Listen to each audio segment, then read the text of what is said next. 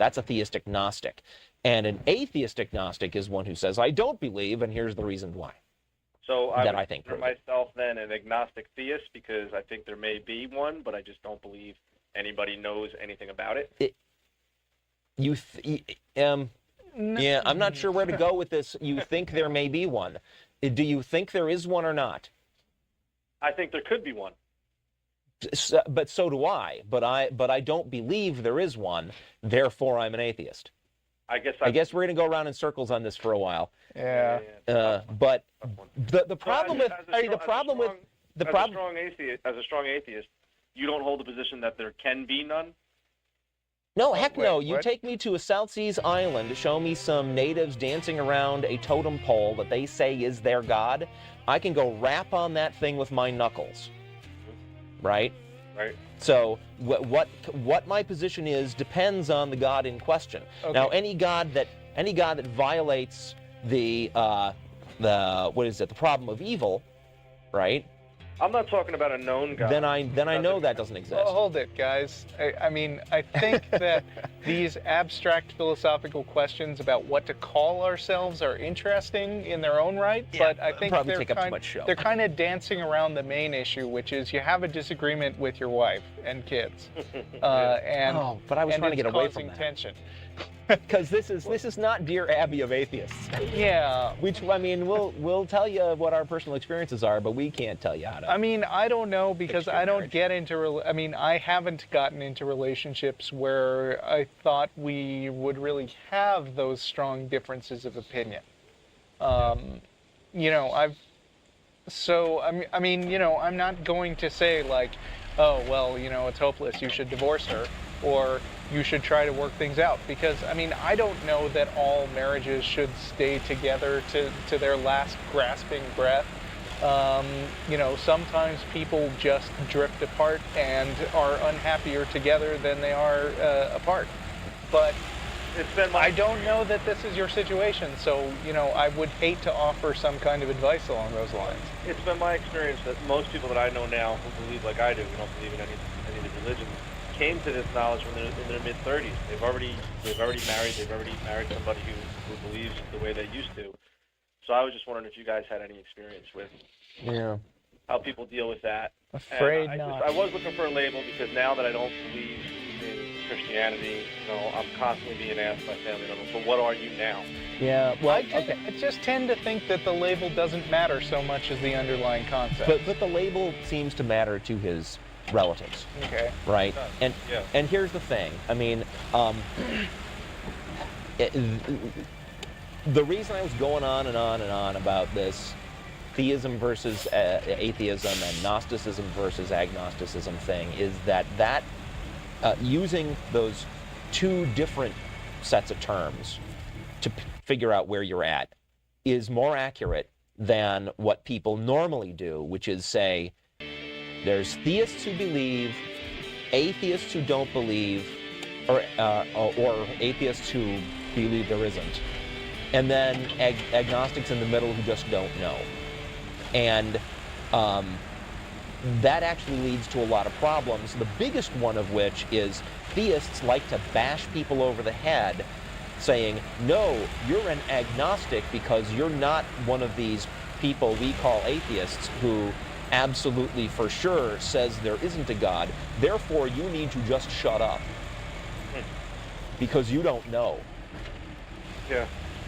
That's awfully difficult It's ridiculous. to deal with.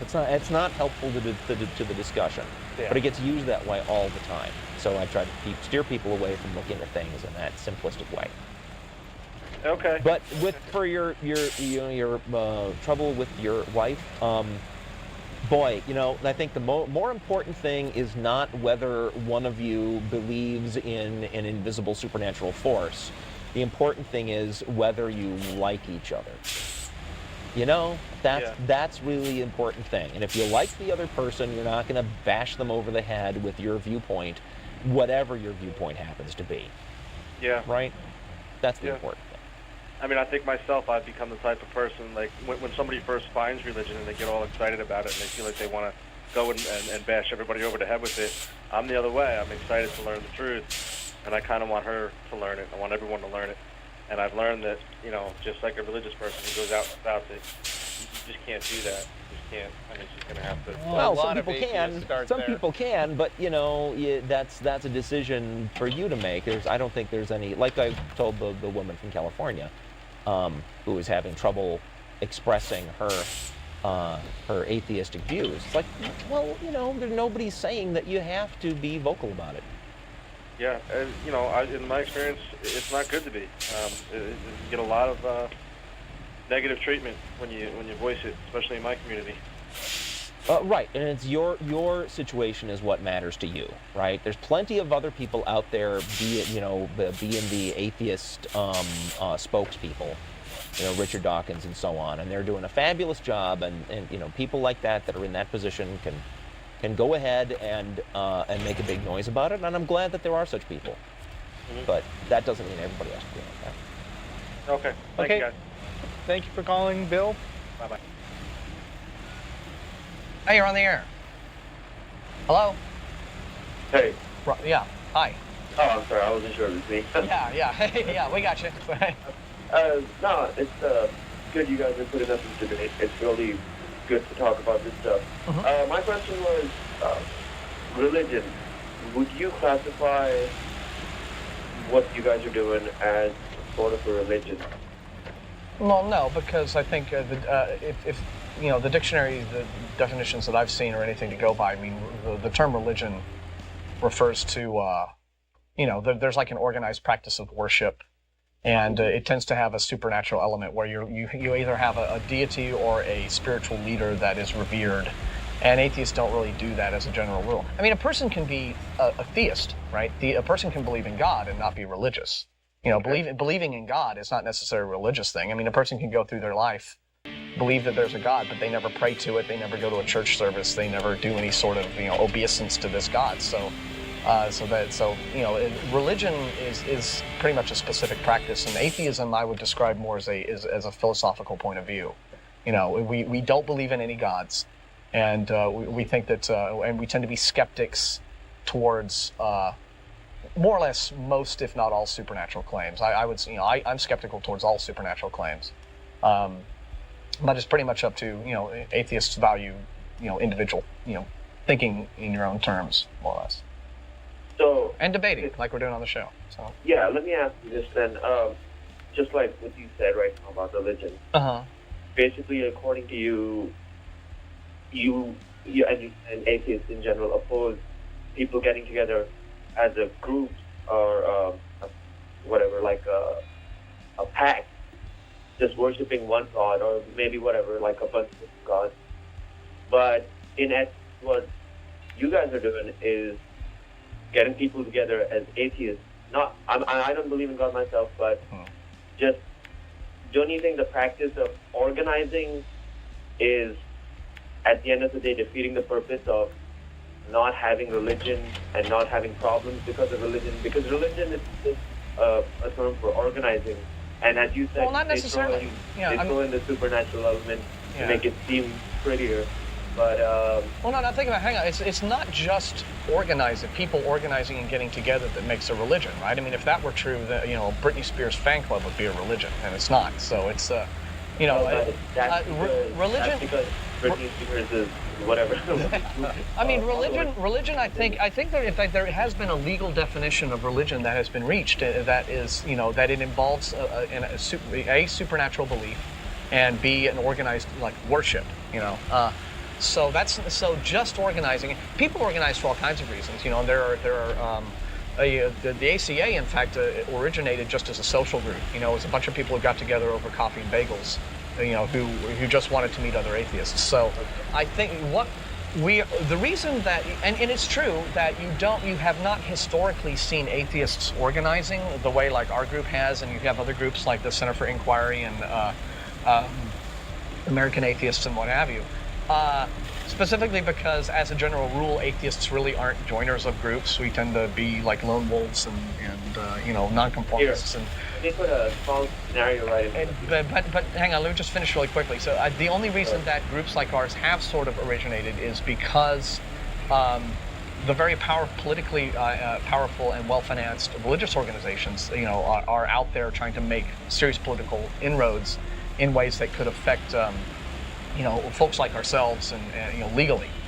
There are people out there who are very strong, like in the Christian right, who are trying to wield influence in the political, in the corridors of power, as it were, and in ways that aren't really fair to anyone who isn't part of their camp. And so, as a result, atheists have seen the need to kind of organize to sort of say, hey, wait, we've got rights too, and what have you. So, but our show is here to, we're here to, outreach to other unbelievers, and we're here to just let folks know that it's okay to be an unbeliever, and then we're here to take calls from believers and let them challenge us and debate us. So, okay. As I was saying, let me put this real quick scenario in front of you, if you don't mind. Go ahead. Okay, I'm sorry. I don't know what your name is. What is your first name? I'm Martin, that's Ashley, and this is Dr. D. Imagine this, Martin. Okay. The program, right? It takes off. Because of the way things are going with religion right now, the priests and the kids and all that stuff, that whole system crumbles a few, let's say 10 years from now. Mm-hmm. And you, Martin, are in the forefront of the atheist movement because of this show. Imagine it picks up, gets huge, it's worldwide now. No, you think about this, wouldn't you then be considered a deity or a demagogue, and then you be not exactly worshipped, but followed by your atheist followers? Well, what you're in turn doing, this is real hypothetical. I think my point, right? Be the founder of a religion. Well, I don't think that other atheists would see it that way. Some Christians might attack us and try to accuse us of that. You know what? What we do have in our culture, there is this sort of secular religion, as you put it, where we do have the this cult of celebrity. People all just can't seem to get enough of who Jennifer Lopez is dating this week or whatever. So people do tend to. Oh, I don't know. I mean, if the social tide were ever to turn to where say outspoken atheists were like the top celebrities in our culture, that would certainly be a weird world. But again, I wouldn't mind a nice big house in Beverly Hills. So all my, so. But hey, we're gonna get on to the next caller. We appreciate your questions. Okay, take care. Okay. I was going to say, while we're waiting for another caller to come up, that one of the essential elements in most religious practice is the attempt through ritual, through actions, through sacrifice, to affect the outcome of future events by influencing, placating, or whatever forces that are supposed to be out there. There's a famous episode that occurred somewhere in the Scandinavian countries 100 years ago when an anthropologist allegedly went out and asked people, do you believe in God? And they said, we don't believe, we fear. Because if you're living in an agricultural, pastoral life, your life and your economy can be ruined in a single stroke, and you fear whatever the unknown is that could do this to you. So that's an element I think you wouldn't find in non-believing groups, is the attempt to influence that kind of event. The religions are already telling you we can make things happen that are good. If you see that clip that runs on TV locally for one of the, I think, Baptist churches, they say, and the woman says, if you do good, if you obey God, good will happen. I really enjoy that remark because it's so obviously untrue. Right, because there's this little thing in New York City a couple of years back. But just in general, the whole idea that there's a direct connection between what you do being subservient. People are assumed to want to be slaves to the divinities. This is, by the way, a very ancient conception.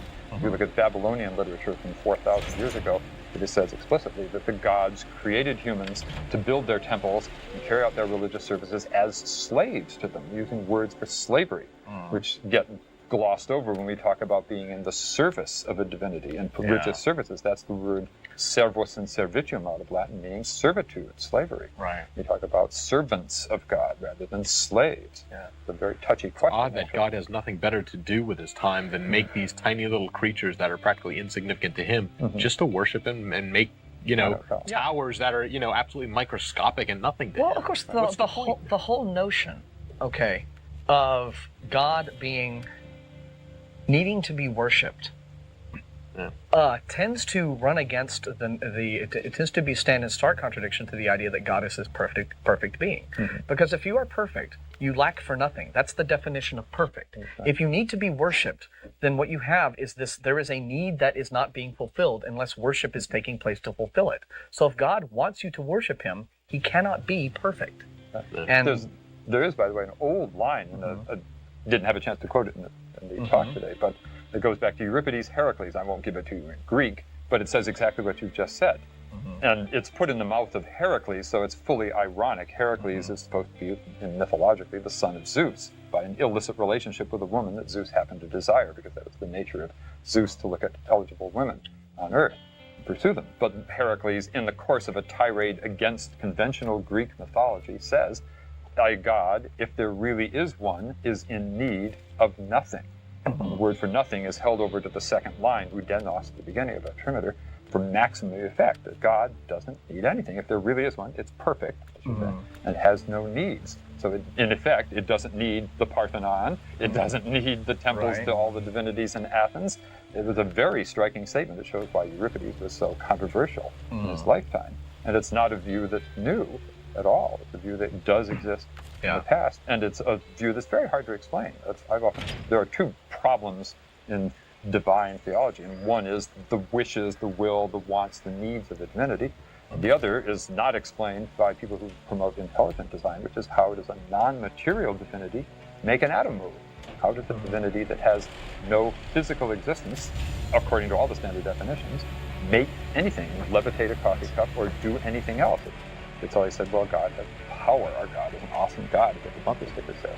But I don't see how a divinity, I've never heard any explanation, and people who promote intelligent design have never, as far as I know, tried to answer how a divinity would get its little hand in there and mess around with the molecules that lead to evolutionary development of the DNA of eukaryotic creatures of life. So it seems to me that these are enormous gaps, and people just take for granted because it's not challenged. That's why programs like this are essential, to ask people to think about this.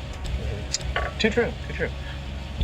Hello, Jerry. Hi. Hi, how are you doing? I'm doing all right. Good to hear from you again. Well, thank you. Now, there were a couple of points I wanted to raise, one of which dealt with the earlier caller talking about the idea of the conservation of mass energy, etc. He had what seems to me a false analogy. He kept talking about taking different types of matter, like stones or whatever, and reducing them further and further and further until you get to nothingness. Which is an impossibility. Well, I had a feeling, You know, basically, as I understand it, matter is a state of energy that interacts against our perceptions. Therefore, all matter is simply energy in a different form. Nothing can be reduced beyond that state of just pure energy. Yeah, I mean, matter itself cannot be created or destroyed. Exactly. And we did that. That is a tenet of physics that we know. I mean, the most you can do is, even if you had the hypothetical disintegrator ray, you would reduce it to its quantum particles, which is, just simply waves of energy.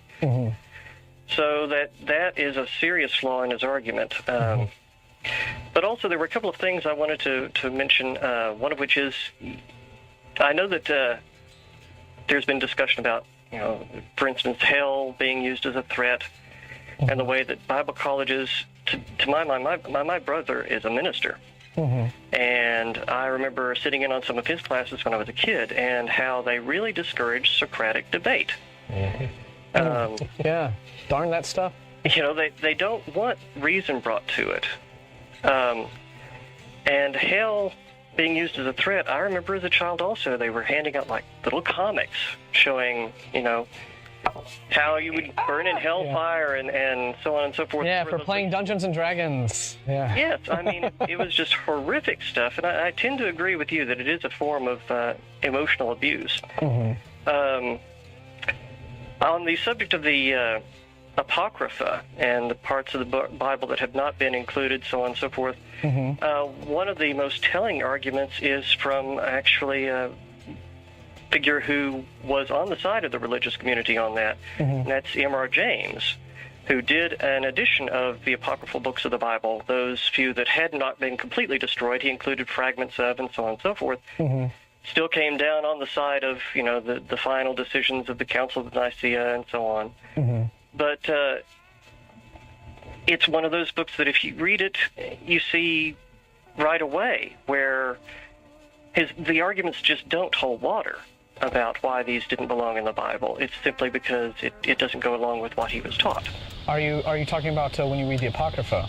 Yes. Okay. And there are things in the Apocrypha such as, a tale of Christ when he was a juvenile and lost his temper and basically annihilated, half a town's worth of children because he was ticked. Things like that. Yeah, I've heard something about that, and either hurting or killing one of his teachers. Yes. Something like that. There is a book where a lot of those apocryphal stories were collected a few years ago, and I want to think of the name. Well, if they'd have had the Ten Commandments on the wall in Jesus' school, he would not have killed his teacher. Anyway, go ahead. Sorry. But I want to think of the name of that. There was a book that was published, I'd say, about 5 years ago. And I remember, and a fellow by the name of Stephen Arbisette was reading from it to me. And this tale about Jesus is this kind of juvenile delinquent or something. And of course, there's, but the point is, right? I mean, even if, these books are apocryphal, right? And the existence of books that talk about Jesus being, a bad kid or a naughty guy, aren't the kind of things that you use to sort of throw cold water on Christian beliefs, right? I mean, it's just more, it's just more amusing confusion added to a situation. But it does, I think, tie into this whole question of, well, what can you take seriously from back then?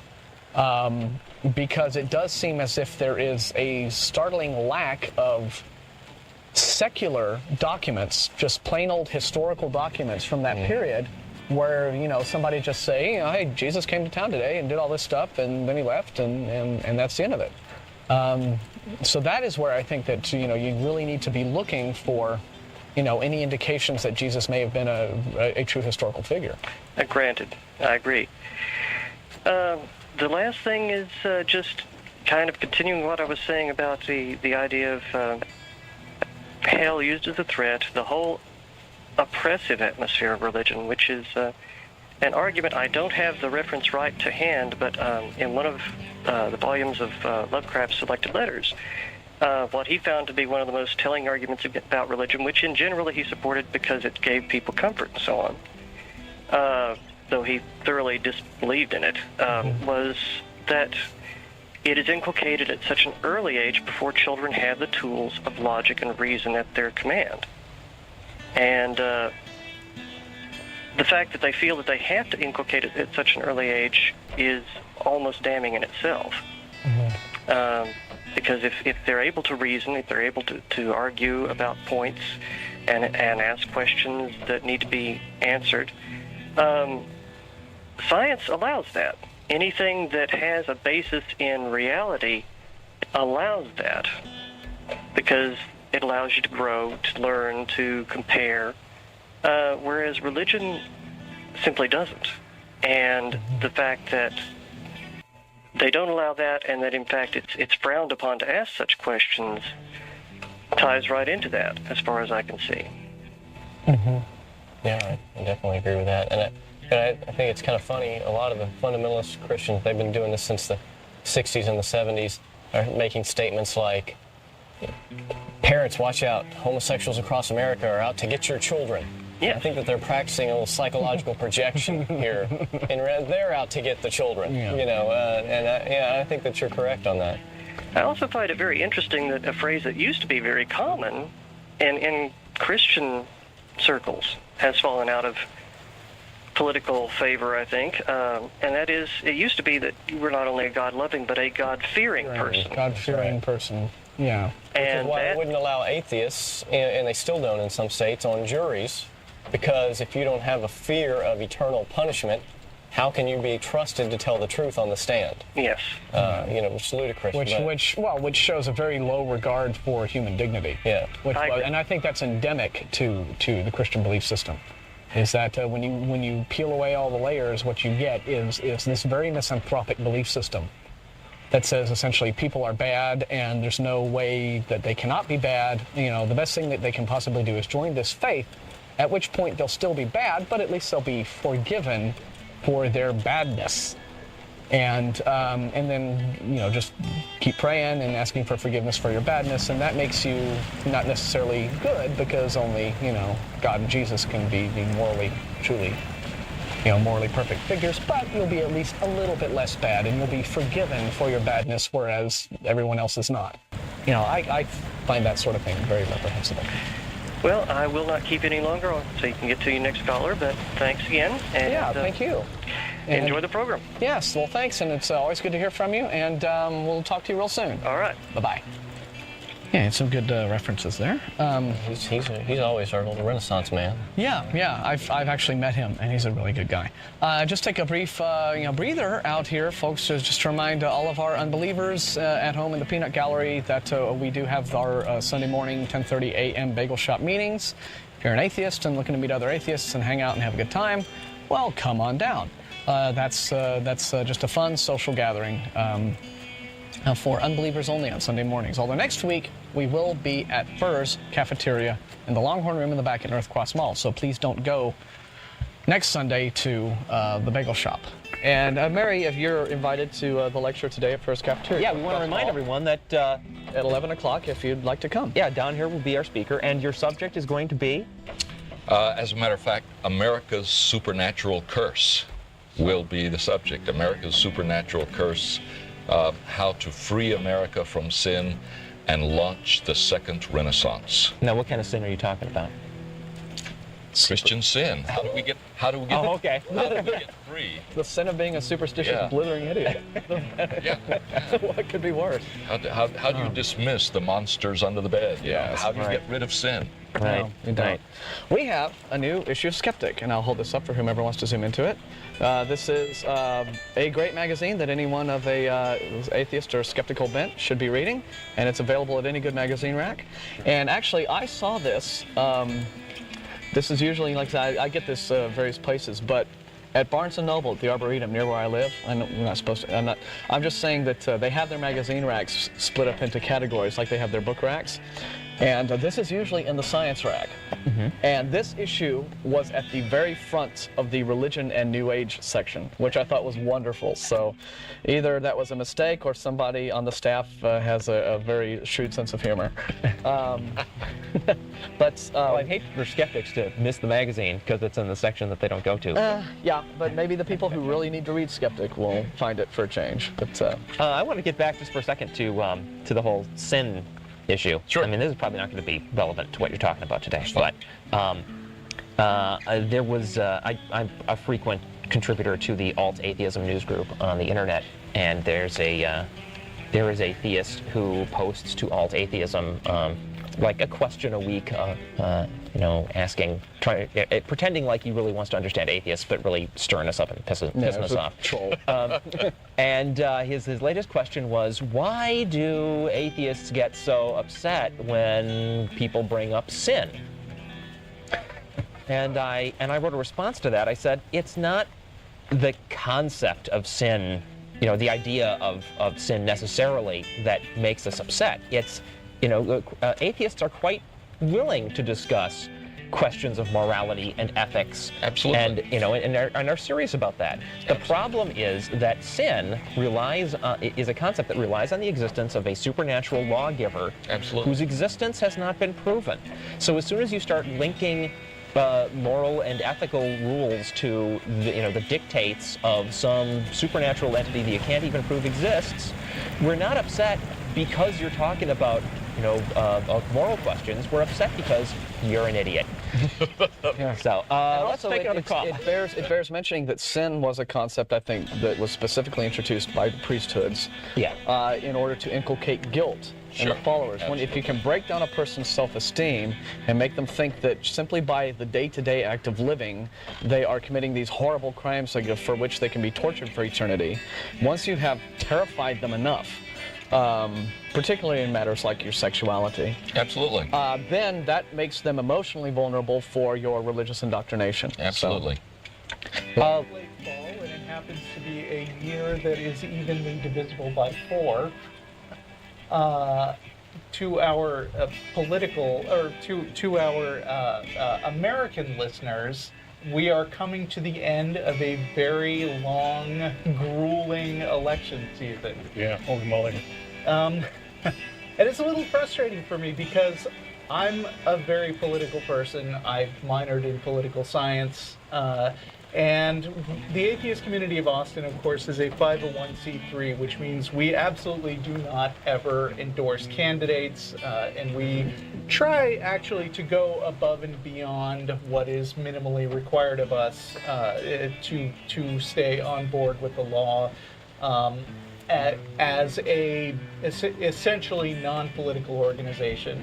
And so I have this big soapbox, but I try to avoid using it to specifically endorse any particular candidate, and I'm not going to, but I do want to say a few words about American politics in general today. And so first, I want to read specific IRS guidelines that talk about what a nonprofit may and may not do. Real short, don't worry. Okay. You can educate the public about political issues and encourage voters to vote, and I intend to. In fact, I would say that on the Atheist Experience, we educate the public about political issues all the time, because whether people think about it this way or not, atheism is in many ways a political issue, particularly in the United States, even more so in some of the more oppressive countries where the whole definition of politics is how they suppress contrary points of view. From a scientific standpoint, atheism can often be a very boring question. You know, the question is there evidence scientifically to point to an all-knowing creator of the universe? And the answer for us is a resounding no. But that's not the extent of how I think of atheism. I think of atheism as sort of a non-mainstream position to take that runs contrary to a lot of mainstream opinion in many countries and a lot of mainstream opinion that is foisted on people. So I do think that atheism is inherently a position that people need to be educated about. Second rule for nonprofits is that you may engage in a limited amount of lobbying, which is defined as advocating for or against specific pieces of legislation. I don't have any specific legislation in mind. The third and very relevant one is that you may not engage in partisan political activity. You can do nothing that advocates for or against specific candidates for public office or their political parties, and this includes fundraising on behalf of candidates, which we certainly don't do, and donating meeting spaces, among other things. But churches do that all the time. Yeah, they do, and they're technically generally not allowed to either. Yeah, right. But a lot of people manage to turn a blind eye to that, which we're against. And it's difficult to say what atheists do or should generally hold as their own political points of view, because I know lots of people from all over the spectrum. I know a lot of fine people who agree with me and a lot of terrible people who don't. No, just kidding. I think people are entitled to their opinions, and I think atheists really span the spectrum when it comes to, for instance, economic issues. But I think, you know, I've talked to a lot of non-believers for years and years, and there are a general set of issues that I think atheists agree on more than not. One of them is that separation of church and state is very important. Yea, verily. So important that it's actually in the Atheist Community of Austin's mission statement. We believe that as the Treaty of Tripoli said, we are in the United States of America is in no sense bounded on the Christian religion. It shouldn't be. That wall of separation of church and state that is codified in the First Amendment allows people freedom of religion, as well as, for atheists, freedom from religion. we as atheists believe that lots of people have all kinds of wild and crazy beliefs about supernatural things that can't be demonstrated through evidence, but I also think that it's important that they be allowed to hold those beliefs unmolested as long as they're not leveraging them in obvious ways that hurt people.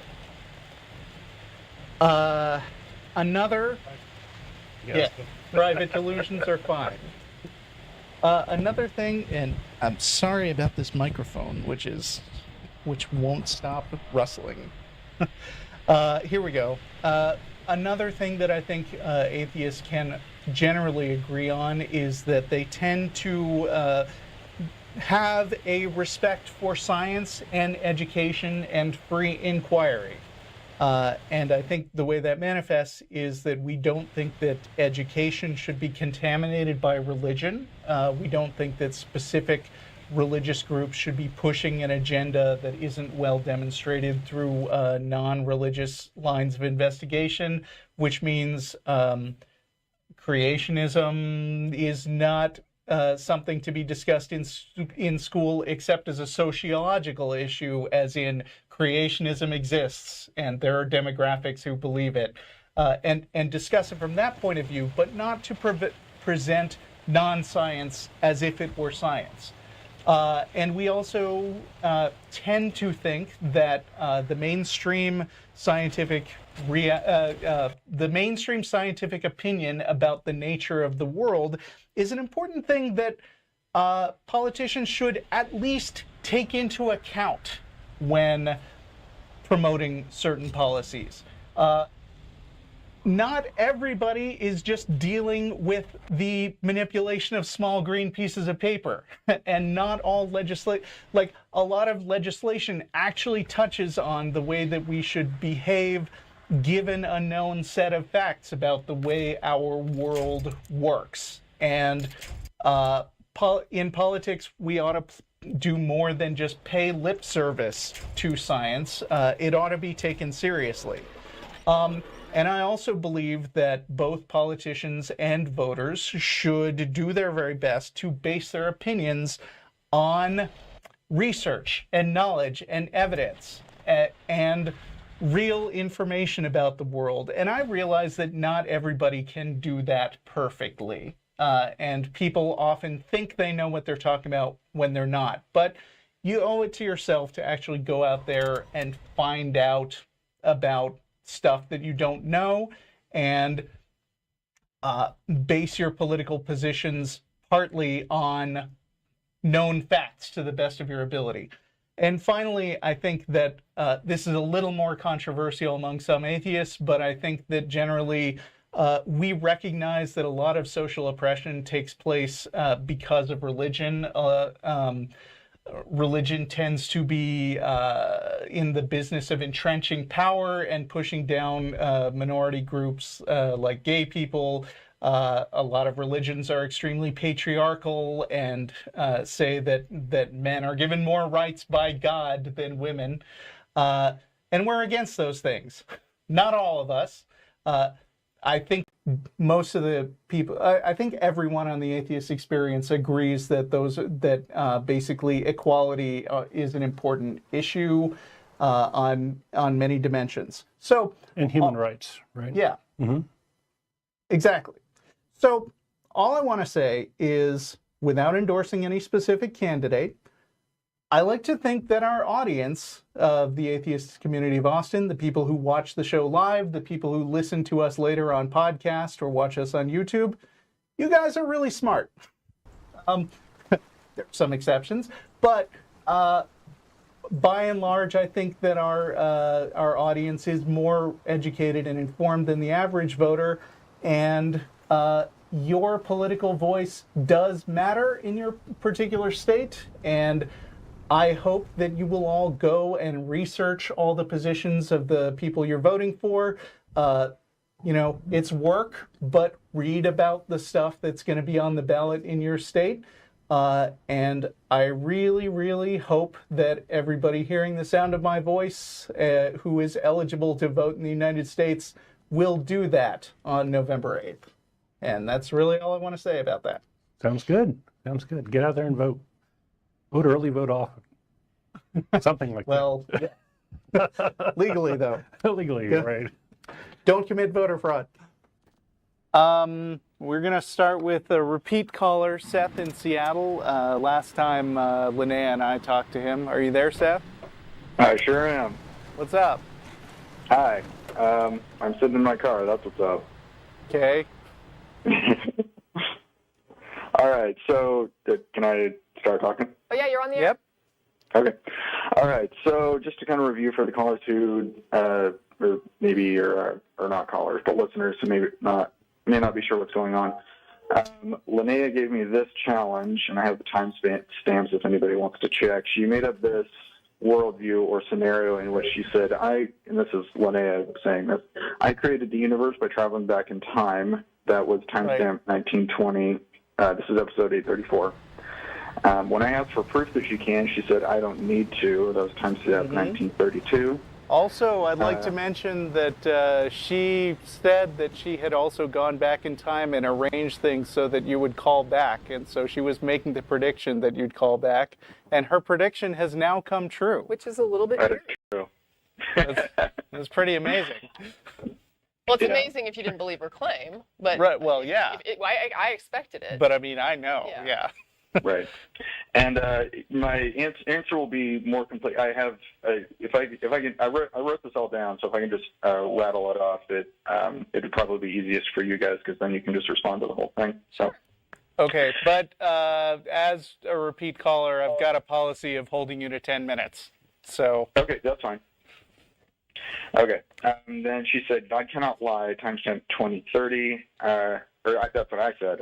She said in response, I'm not God, I'm myself, so I can lie. And then my question for her was, what confidence do I have that your claims on the nature of the universe are authoritative? And that's when Renee and Russell both said, that's our question for Christianity. Yep. Well, I looked through the Bible. There are a few instances in the Bible where miracles of a similar nature to time travel occur. I couldn't find one of actual time travel. Joshua 10, Joshua asks God to make the sun stand still. And God does so. 2 Kings 20, Hezekiah asks for a sign that he will live for 15 years more. The shadow, which I think most commentators agree refers to a sundial, is moved backwards. And in Act 8, Philip the evangelist is taken away by the Holy Spirit and is transported at a distance that I figured out was about 20 miles. So, in principle, I think time travel is possible because God's omnipotent. My response to her would depend on whether she is claiming she built a time machine or whether God miraculously transported her.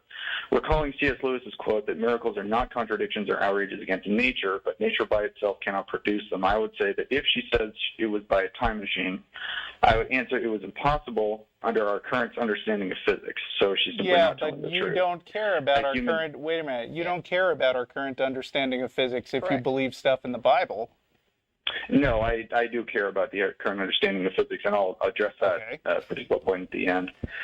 A human being acting under the normal operations of nature could not time travel because of this. If she wants to claim it was miraculous, then she runs into the problem that both she and God are claiming to have created the world.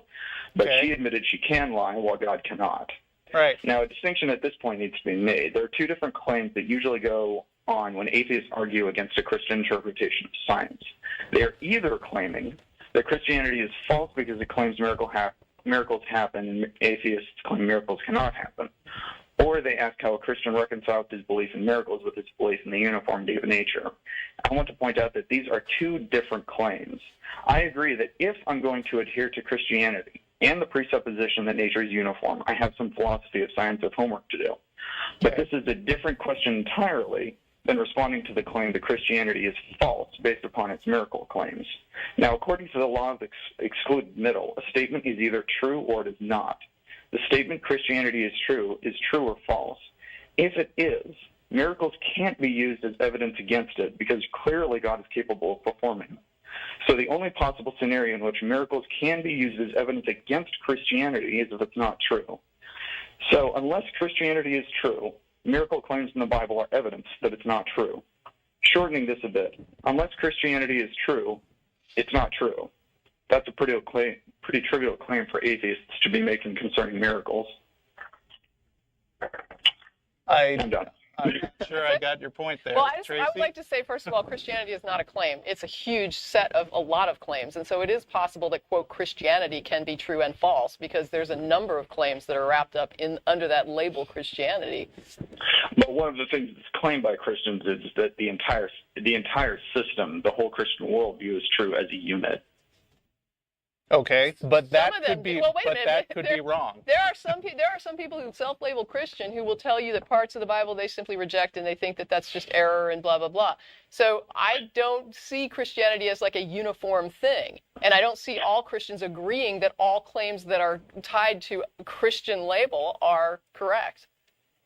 Well, one of the things that you'll have to do is you'll have to deal with the version of Christianity that I adhere to. I adhere to normal, biblical, orthodox, historical Christianity. There's no normal. I've talked to too many people who think that their version of Christianity is normal, and it is. No, I've never talked to two Christians who believe the same thing. Never.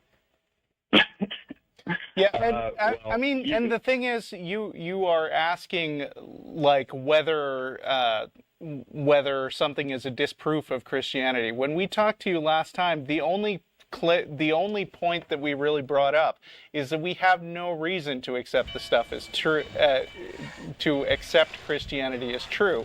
That was the point that Linnea was making when she said she went back in time and you have no proof that she didn't. Right. Right. I mean, it's on equal footing. There's no there's billions of possible claims that you could be making about the origin of the universe. You've chosen to settle on a particular one, and not just Christianity, but as Tracy is saying, whatever particular franchise of Christianity you happen to follow. And your personal tweaks to it. So, yeah, I mean, but I guess my point is, I talked to Russell a little bit about this before the show, and I'd like to talk to you about it. When I think of the word true, and I'm assessing a claim as true or false, what I'm doing is I'm saying, does this correspond to reality? Would you? Right. Does that seem fair?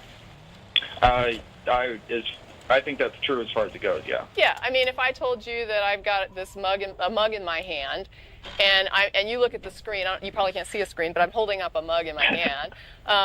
That would be then how you would assess that as true. You would say, well, I can see the mug in your hand. You said there's a mug in your hand. The claim appears to align with reality, and I would assess that as true. If I'm holding up both hands and they're empty, and I'm doing jazz hands, and I'm saying I've got a mug in my hand, it would not seem to be a true statement. It would seem to be a false statement. And so, yeah, that's fair. Yeah, I mean, I know it's basic, and there might be weird things where it doesn't apply or something that I just, we're not talking about right now, but that's what I talk about. When I mean something's true, that's what I'm talking about. And when somebody tells me they believe a thing, what they're telling me is that they have assessed this as true. So they have examined this, and they have come to a conclusion that it does align with reality. My problem with the claim God exists is that I don't know what reality I'm examining. The one you live in. Well, I mean, but I can't, what God are we examining here? And how are we examining it? The one that's described, if you're looking for a definition of God. No, I'm looking for the God in reality that it corresponds to the God that you're talking about. The God I'm talking about is the God of the Bible. Okay, but in reality, the Bible is talking about a God. I'm saying, where is that God so that I can assess these Bible claims, so that I can assess your claim, that I can assess whatever claims about God. I have to see the God to see if it aligns with the claim. Where do I do that? How do you know that he exists? Is that would be the whole point of the show, yeah. Well, it depends. How you assess something as true depends on the standard that you're using to assess it. If you're just, for example, if you're a rationalist and you say that I only believe what reason tells me. Well, Seth, let him go. Go ahead, Seth. If you're a rationalist and you say, I only believe what reason tells me, there are certain things that even starting off could not possibly be true in your worldview. So if somebody wants to claim that spirits exist, but you're a rationalist and you say, well, I can't, I'm not sure I trust my sense perception. The one thing I know is that reason is absolutely true.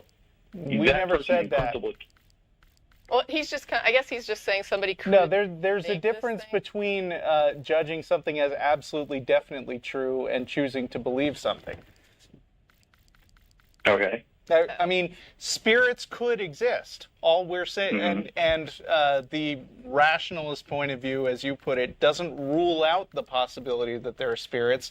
It just says, "Give me a reason, or I'm not ready to assume that it's true." Yeah, or let's just say, here's an example. Let's say somebody tells me they can talk to spirits. They talk to the dead. All right, they're telling me they can talk to the spirits of the dead, and I tell them I can't assess that claim. Because I can't talk to the spirits of the dead, and I can't see the spirits of the dead, and I don't even know how to get in touch with them to check with them to see if they're talking to you, right? So I don't have any means of assessing that claim, so I can't call it true because there is no hand with a mug that I can look at and say, oh yeah, this is what you're talking about, and it looks like it's true. It doesn't. It corresponds. Right. So you say, well, I can't see those spirits, and I can't assess them as whether they're true. Well, you're revealing what some of the presuppositions of your worldview are. You're saying I can't see it, so it can't be true. No, well, what I'm saying is there's got to be something there for me to compare to the claim. There's got to be some reality for me to compare to the claim in order to say, oh, the claim matches reality. And if there aren't any spirits that can be examined, right, if there are no spirits to examine, I'm open to examining them, but I don't see how I can. I can't access these spirits, so how do I make a judgment of true on a claim that she's talking to them? And even if she... Well, if that's your standard by which you're going to judge something as true, I don't think you can judge anything. Seth, wait a minute, Seth. Either, because you said you can't see it. You can't see the laws of logic either. You can... we talked about this earlier. Not me and you, but me and Russell. Okay. Here's an iPad, right?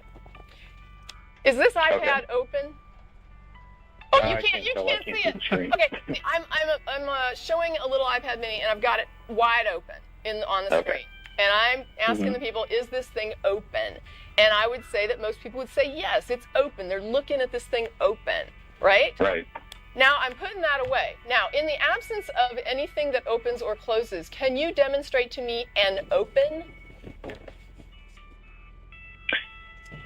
You might have to rephrase the question. I'm not sure what you're asking. Can you show me an open? Can I tell you an open? No, can you show me an open? Can you demonstrate an open without demonstrating a thing that opens? Well, open is just the way you're using it's an adjective. You don't have a noun to apply it to. Right, but is there such thing as open? There is such a thing as open. But I cannot show you an open because it applies to whatever you're applying it to, right? Right. So you're saying you can't, if you can't see it, it's not true. Again, you can't see it. No. I'm saying open is an attribute, right? Open is an attribute of things that open and close. Right. Open does exist as an attribute, but I can't show you an open, right? The laws of logic work like that, okay? They apply to stuff as attributes, presumably of everything or nothing or whatever you want to put, at their disposal. The laws of logic are the attributes of all things, right? Okay. How would you go about proving that statement? By picking up things and saying this iPad is an iPad, not a coffee mug. It is not an iPad, right? So I'm demonstrating how that works. I'm telling somebody it is what it is. It's not what it's not. And it either is or it isn't, right? Right, and you're using, and I don't have a problem with using reason. I think it just has to be put in the correct light. But I ask you, how do you prove the laws of logic? Seth, well, you just restated them. I want to get back to something you said a minute ago. You keep talking about what kind of standards you have, you should have for assessing things as true. Have you got any? Do you have any standards? Do you have standards, or do you just believe what you want to believe? I do my best to only believe what's true. The standard. What are your standards for assessing things as true? One of the things, I do adhere to the laws of logic. One of the things that I also adhere to is I adhere to everything that the Bible says. Okay, so you have some standards that I just don't accept. How are we going to get around that? Well, going back to what Tracy was just saying, one of the problems I have with atheist worldviews is at least the ones that I've encountered, what they end up doing is they slit their own throat. When they try to argue against Christianity, they end up arguing in such a way that you might say that they cut off the branch that they're sitting on.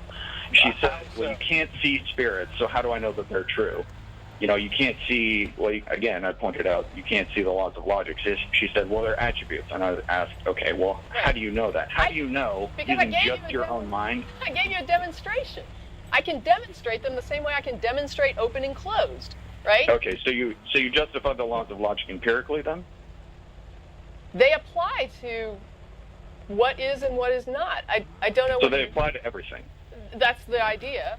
Look, okay, Seth, I agree that that's true. Seth, I think do you think you need to justify your belief that everything in the Bible is true? Do you feel any need to do that? Yes, I do. Okay, how do you justify it? Going back to something, and I believe I said this the last time I called in and talked with you, Russell. Essentially, now, this goes back to something that Linnea said. If you want to, when it comes to worldviews and justification for truth, this is beside the point. How do you justify that everything in the Bible is true? Because you just said you start from that point. So do you or don't you think that it needs to be justified? Well, do you think the laws of logic need to be justified? Not necessarily. Why not? Isn't that circular? Isn't that authoritarian? Do you think the laws of logic are true? Yes, I do. Then we agree. So what's the point of arguing this out? No. We don't agree because we don't agree on the nature of the laws of logic. We don't agree that the laws of logic are true? No, we agree that they're true, but we don't agree on the nature of the laws of logic. So what's the point of arguing about them? Do you think that there are some things that don't require justification? Do you have axioms?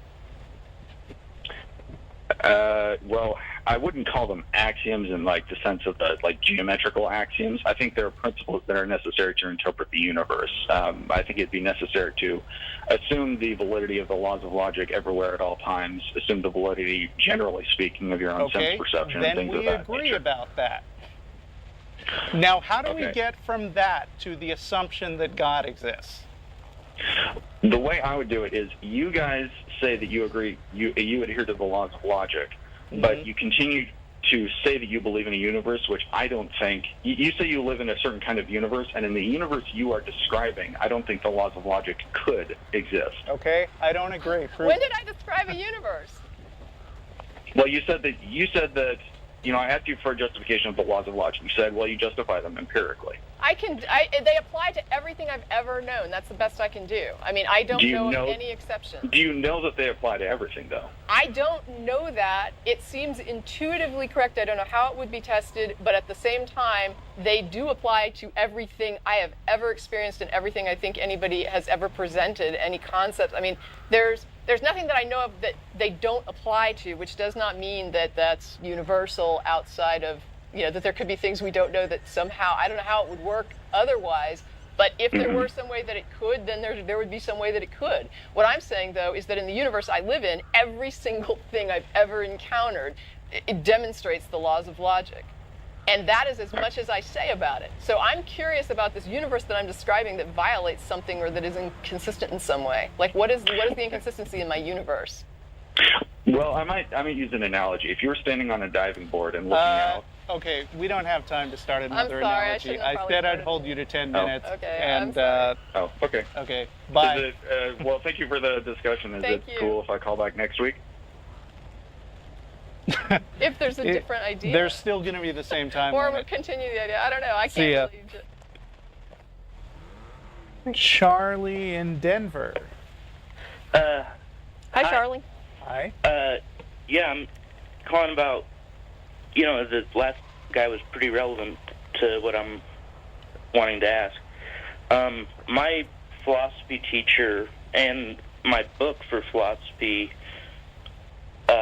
has defined atheism as the claim that God does not exist, which, based on, a lot of, I know it's the difference between being a Gnostic atheist and an agnostic atheist, and I think most of us would be an agnostic atheist, where we don't know for sure that God doesn't exist, but we have reason to believe that the likelihood of God is very low.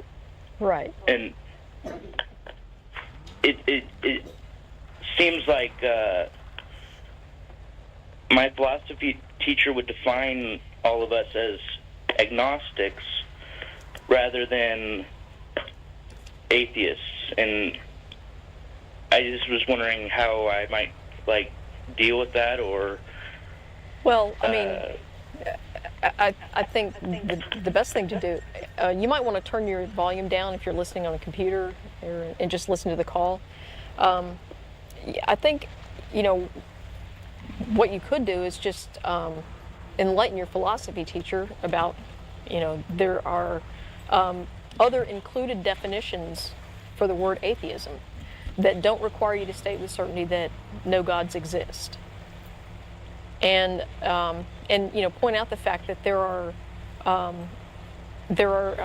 guess different flavors of that. You can be agnostic atheist, you can be Gnostic atheist, and which I am depends on what God you're claiming exists. So, is your philosophy teacher agnostic when it comes to Zeus? Well, see, I used that, and she got concerned about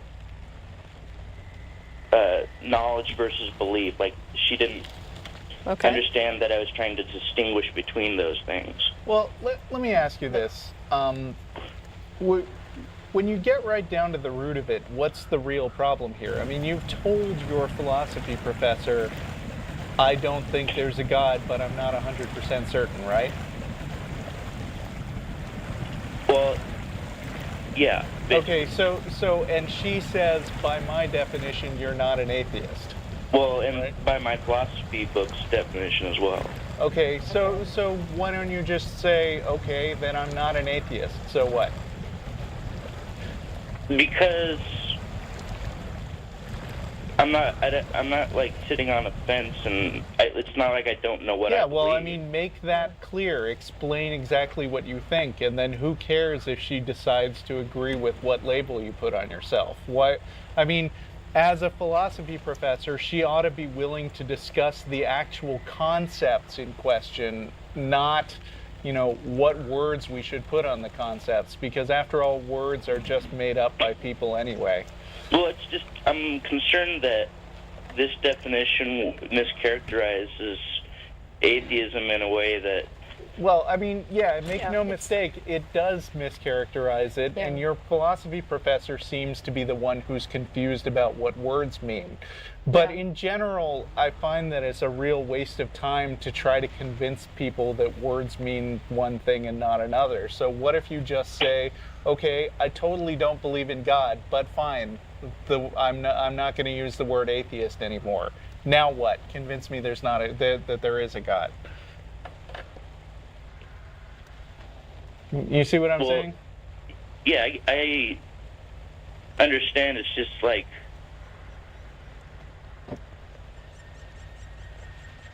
I would also be saying that I wasn't convinced by any of the arguments that atheists has for no evidence of God's existence. Well, I mean, why don't you just address the actual arguments in class?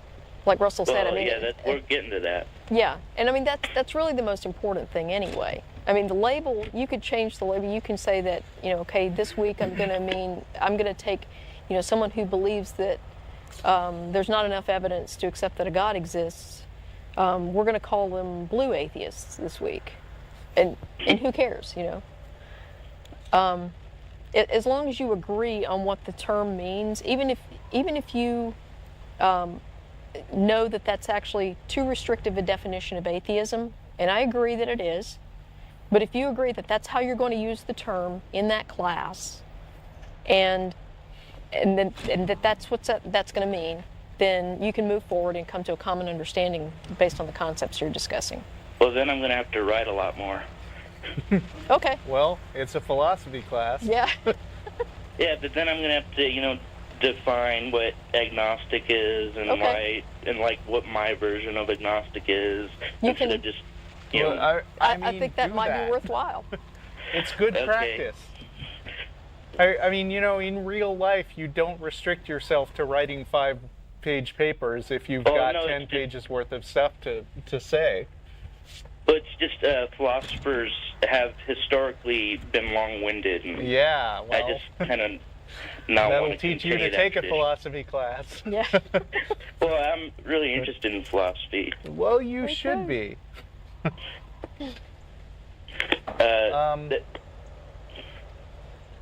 So, yeah, I think just, you know, agree on what the definition's going to be. Don't worry about it.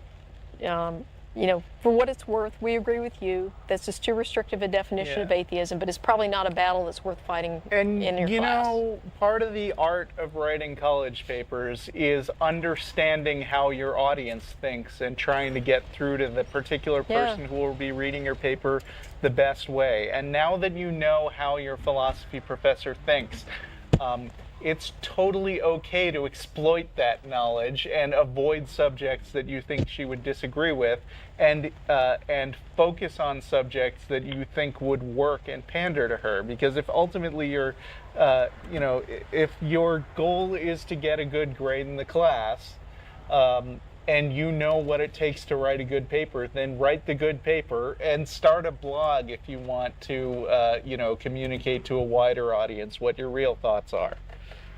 Yeah, I've been thinking about doing that. Okay. Okay. All right, thanks for calling. Yeah, thanks. All right, bye. See ya. Greg in Alabama, you're on with Jen and Tracy. It says that you are a recent atheist and you have lots of religious friends and you would like to do atheism without being an ass, which is a... Oh, yes, ma'am. Some people might not like First of all, let that me- goal, but I'm going to say let's call it meritorious and go with that. Okay, thank you. Hey, look, first of all, let me say something. I really appreciate what you're doing, the ACA, everything. That's why I donate. Well, thank you. Well, thank you. When I say I'm a recent. Oh, by the way, I gotta say this first, Tracy, before I forget. You remind me of a Sunday school teacher I had that I was just head over heels with. You know, loved her to death. I was a little bull. I wish she would spank me again. Yeah, no, I... You know, I'm in there and I'm like, oh, she's telling me everything, but I wasn't thinking about God, man. I was thinking about her. Okay. Anyway, here's the deal. You know, I'm from the South. I'm in Alabama. I'm in Northwest Alabama, but I grew up in Birmingham. Hey, me too. So it's a okay, cool. Really? Okay, cool. Very diverse. But see, I grew up very poor, and my mom was a drug addict whore. And I ouch. saw a lot of weird shit. Well, I mean, I'm just telling the truth. Isn't it? Yeah, I know. I mean, but ouch for you, ouch for her. I mean, that's a tough, tough thing. It's an pain in the ass, yeah. But listen, see, my mom was really into the witchcraft side of life. I mean, she really believed in that stuff, and Wiccan, right? And she would have, I got you, baby. I see Peter Tort. Easy, Craig. All right, I'll slow down. I'm sorry. Here's the deal. She would bring these people to our little house, and our little trailer, should I say, and they would be, I mean, seriously, wearing robes and stuff, and they'd give me a candle. And so I was growing up around that and also religion from my grandma and grandpa, so I had to go to church a lot, too. But my mother was one of these kind of people that was sort of like voodoo. She believed in the Wiccan stuff, but she also believed in Jesus. You know, it was just a weird lifestyle, okay? So it was me and my brother. So as I grew up, I just really I was the biggest pain in the ass in church because I asked questions all the time. And I was always stopped by, hey, you just got to trust God. You got to trust your parents, which I didn't have. I had one parent. And so, you know, I just didn't really believe anything, honestly. But these were people I loved and cared about, my friends that I played with, you know. Right. And so as I got older and I went into the service and served my country, whatever, you know, I understood people differently than most people. Even though I was in church all the time, I understood people differently, and I cared about them. And I still, as now I know, I'm an atheist. I dig it. I get it now. Just a few days ago, my son said to me, I was talking to him. He's a scientist. And I said, son, this is how I feel. He goes, Dad, I've been waiting on you just to tell you this. You're an atheist, okay? Because all I've been doing since I was in the church, has been trying to convince people that you don't have to live under this ridiculous persecution from doing certain things. Like, people talk about being free in Christ. They're not free at all. They're constantly worried about being sent to hell, and whatever they do is judged by other people. And I was that way too. When my wife died, and I'm sorry if I'm all over the place, when my wife died in 2001, who was a really good, what I would call a good Christian, which is weird to say that. But in other words, she grew up in a home like that. And it was like, well, the girl was, the servant of the, you dig it. You know what I'm saying? Y'all have all heard that. I know Tracy for sure. Jen, I haven't read your story, but God bless both of you, right? Yeah, I'm just playing. But anyway, so my wife and I, all this stuff made me understand there was nothing real about any of this, the storybooks of the Bible, and the people in general were trying to do what I think they thought was right, okay? I think they really wanted to do good things and help people. But once again, it all fell short when it came down to if you didn't believe this or you didn't believe that, then you were going to hell. I can't imagine any God that was all magnificent, that created a perfect world, sending his creations to a burning hell forever. I'm gonna have to let me interrupt you here for a minute, Craig. So ultimately, you grow up, and then you've got these friends, and you would like to. Is it that you want to engage with them, or what is it that? I do. I want to let them know exactly how I feel, because I've never said what I'm talking to you about tonight, as far as saying, okay, they all knew I lost my shit when my wife died, and I said there is no God, there is no Jesus, blah blah blah. I'm done, and I started living my life differently. But they all were praying for you. But I want to talk to them in a real sense. Because right now, they probably still, a lot of them think I'm a Christian, but I'm not. Because I post things, and this is where I'm at. This is a lot of stuff. I'm sorry, doll. I'm sorry. This is a lot of stuff. But I'm in transition. I still believe something connects to all of us, and maybe it's just our DNA, maybe it's our heritage, maybe it's our brain waves. But, I went from believing in God. I went from believing that he could actually do shit. I'm sorry, I shouldn't say that. Do stuff. Maybe I can cuss. I don't know. Yeah, cussing is allowed. Do stuff, and then realizing when my wife died of cancer at 37 years old, that it's bullshit. Even though I didn't really believe any of the Bible stories up until that point in my life, I really thought God was real. I thought there is something. These people, the Christians, the Muslims, everybody's full of shit. But I believe there's something universal. I believe it's real. And I did up until that point, and then I changed my entire life and the way I started living my life and. But I have all these wonderful people that I truly love. But I don't know how to tell them. Okay, so here's an idea, Craig. Point them to this show where you just explained all this, and then use that as a vehicle for having a conversation with them about this. All right, I understand it. And let me say this right up front.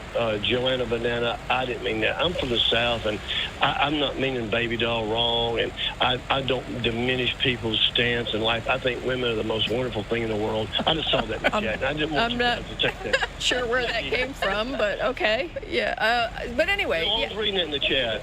Okay. I call everybody darling and... Oh, people are giving a hard time. Oh, okay. Sorry. Language. Yeah, okay. I'm sorry. Yeah, I mean, I tend to try not to get too sidetracked by things like that. And like I said, we have people like the chat and on the blog and stuff like that who will definitely jump in and correct for it. Yes, yes, ma'am. And see, there's people that I understand are never... I guess my main thing is that I want to be a decent person about telling them that... I don't want them to think I'm telling them they're stupid, although I believe they are, because I was talking to a grown adult the other day, and they started talking about Noah's Ark. I'm like, you really believe that? Are you kidding me?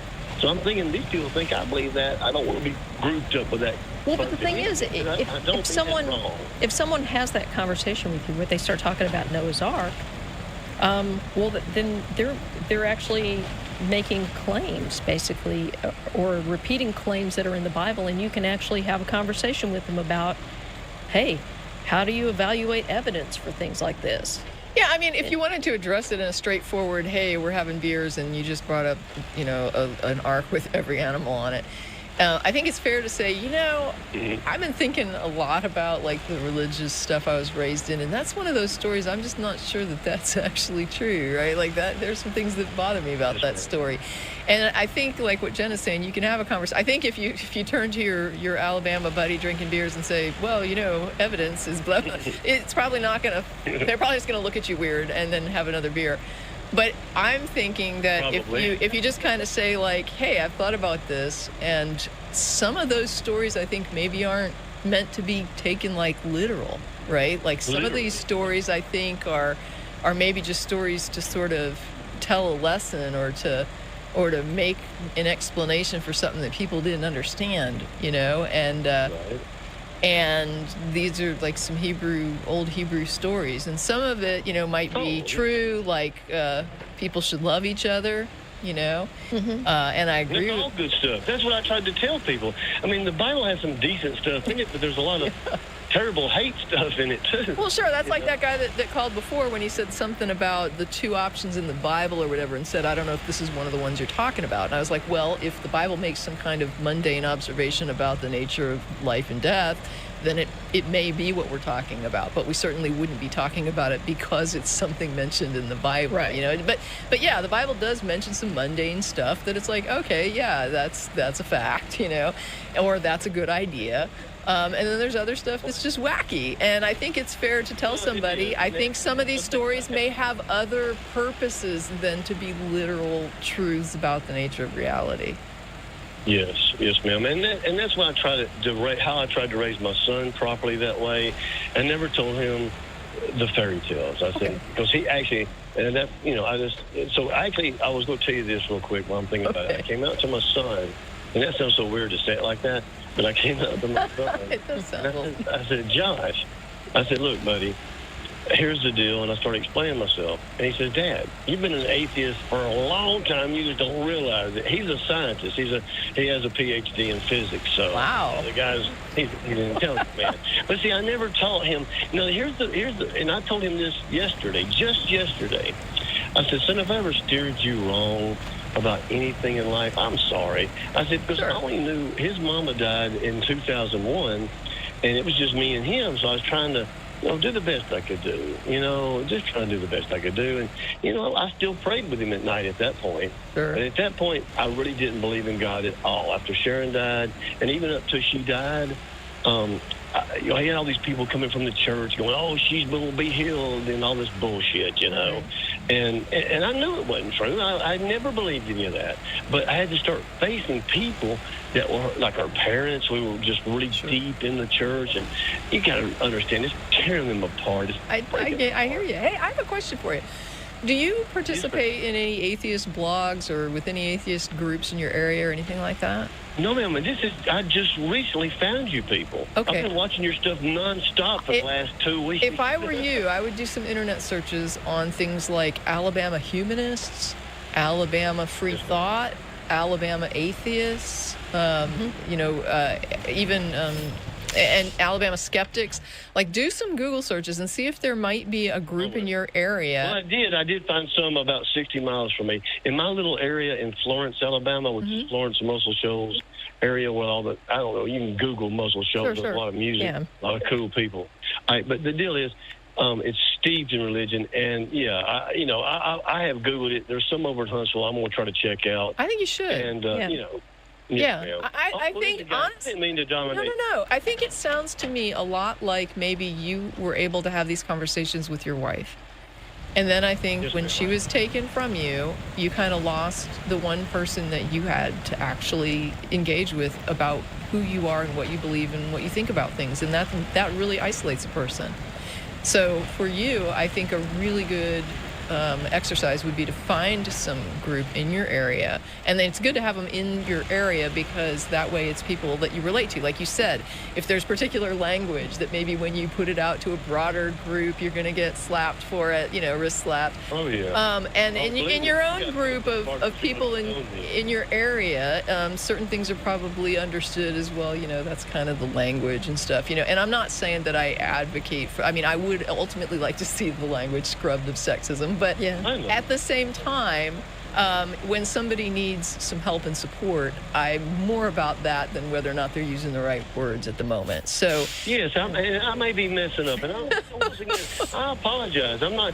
No, I get it. No, you're not trying to be offensive. This is how you talk, and you're open to learning, and it's cool. here's the deal. I came to a place where I thought I could talk without judgment, and I believe I am. And I realize people are talking shit about me in the chat. I see it. I'm not an idiot. And by the way, I'm not uneducated. And so I have a bachelor's degree. I'm a double E, which is an electrical engineer. I flew in the Navy, by the way. This actually gives me a good opportunity to note that I actually did know someone that was highly educated from Georgia that I met here in Austin who worked at IBM. And he made the comment that because of his accent, people made all kinds of assumptions about his education and his level of capacity to communicate. Right. Yeah. And there is colloquial language and there is accent, and it does get judged. And I'm probably guilty of doing it sometimes myself. I'm not going to lie. But just to let people know that a person can have the accent and the colloquial language usage that Craig is got, and still actually have an education and be able to talk to you and have an honest conversation. Just FYI. Yeah. Well, I really appreciate you doing that for me, because my whole thing is, my whole life I've wanted to just to know truth and do good things for other people. Because when you grow up very, very poor, I mean, it's like, you when you see good things, it's great, and you want to help other people. I don't know. I think growing up poor really made me understand that, there's no God. We got each other, and that's who takes care of each other. Yeah. Yep. And I'm not telling people not to call out sexist language. I think that's fine. I'm just saying, look at who you're talking to. Is the person being an asshole, or is the person open to learning? And if they're open to learning, maybe soften that blow a little. That's all I'm saying. And so that's really cool. Appreciate you all right. Well, thank you, Craig. All right. Thanks for the call. Let me say this real quick, and I'm gonna hang. I'll be done. I'm sorry. I want that's to say this real quick. But see, this is the thing I would never do before. My last name is Oglesby, and I'm not afraid anymore to say that I don't believe in God, okay? All right. And see, you got to understand, to a lot of people out there, they don't understand. Maybe there's people that never believed in God. But for those of us that did, and now we've gone the other way, it's like a spiritual cleansing, even though we don't have a spirit. You dig what I'm saying? Yeah, I understand what you mean. It's such a relief.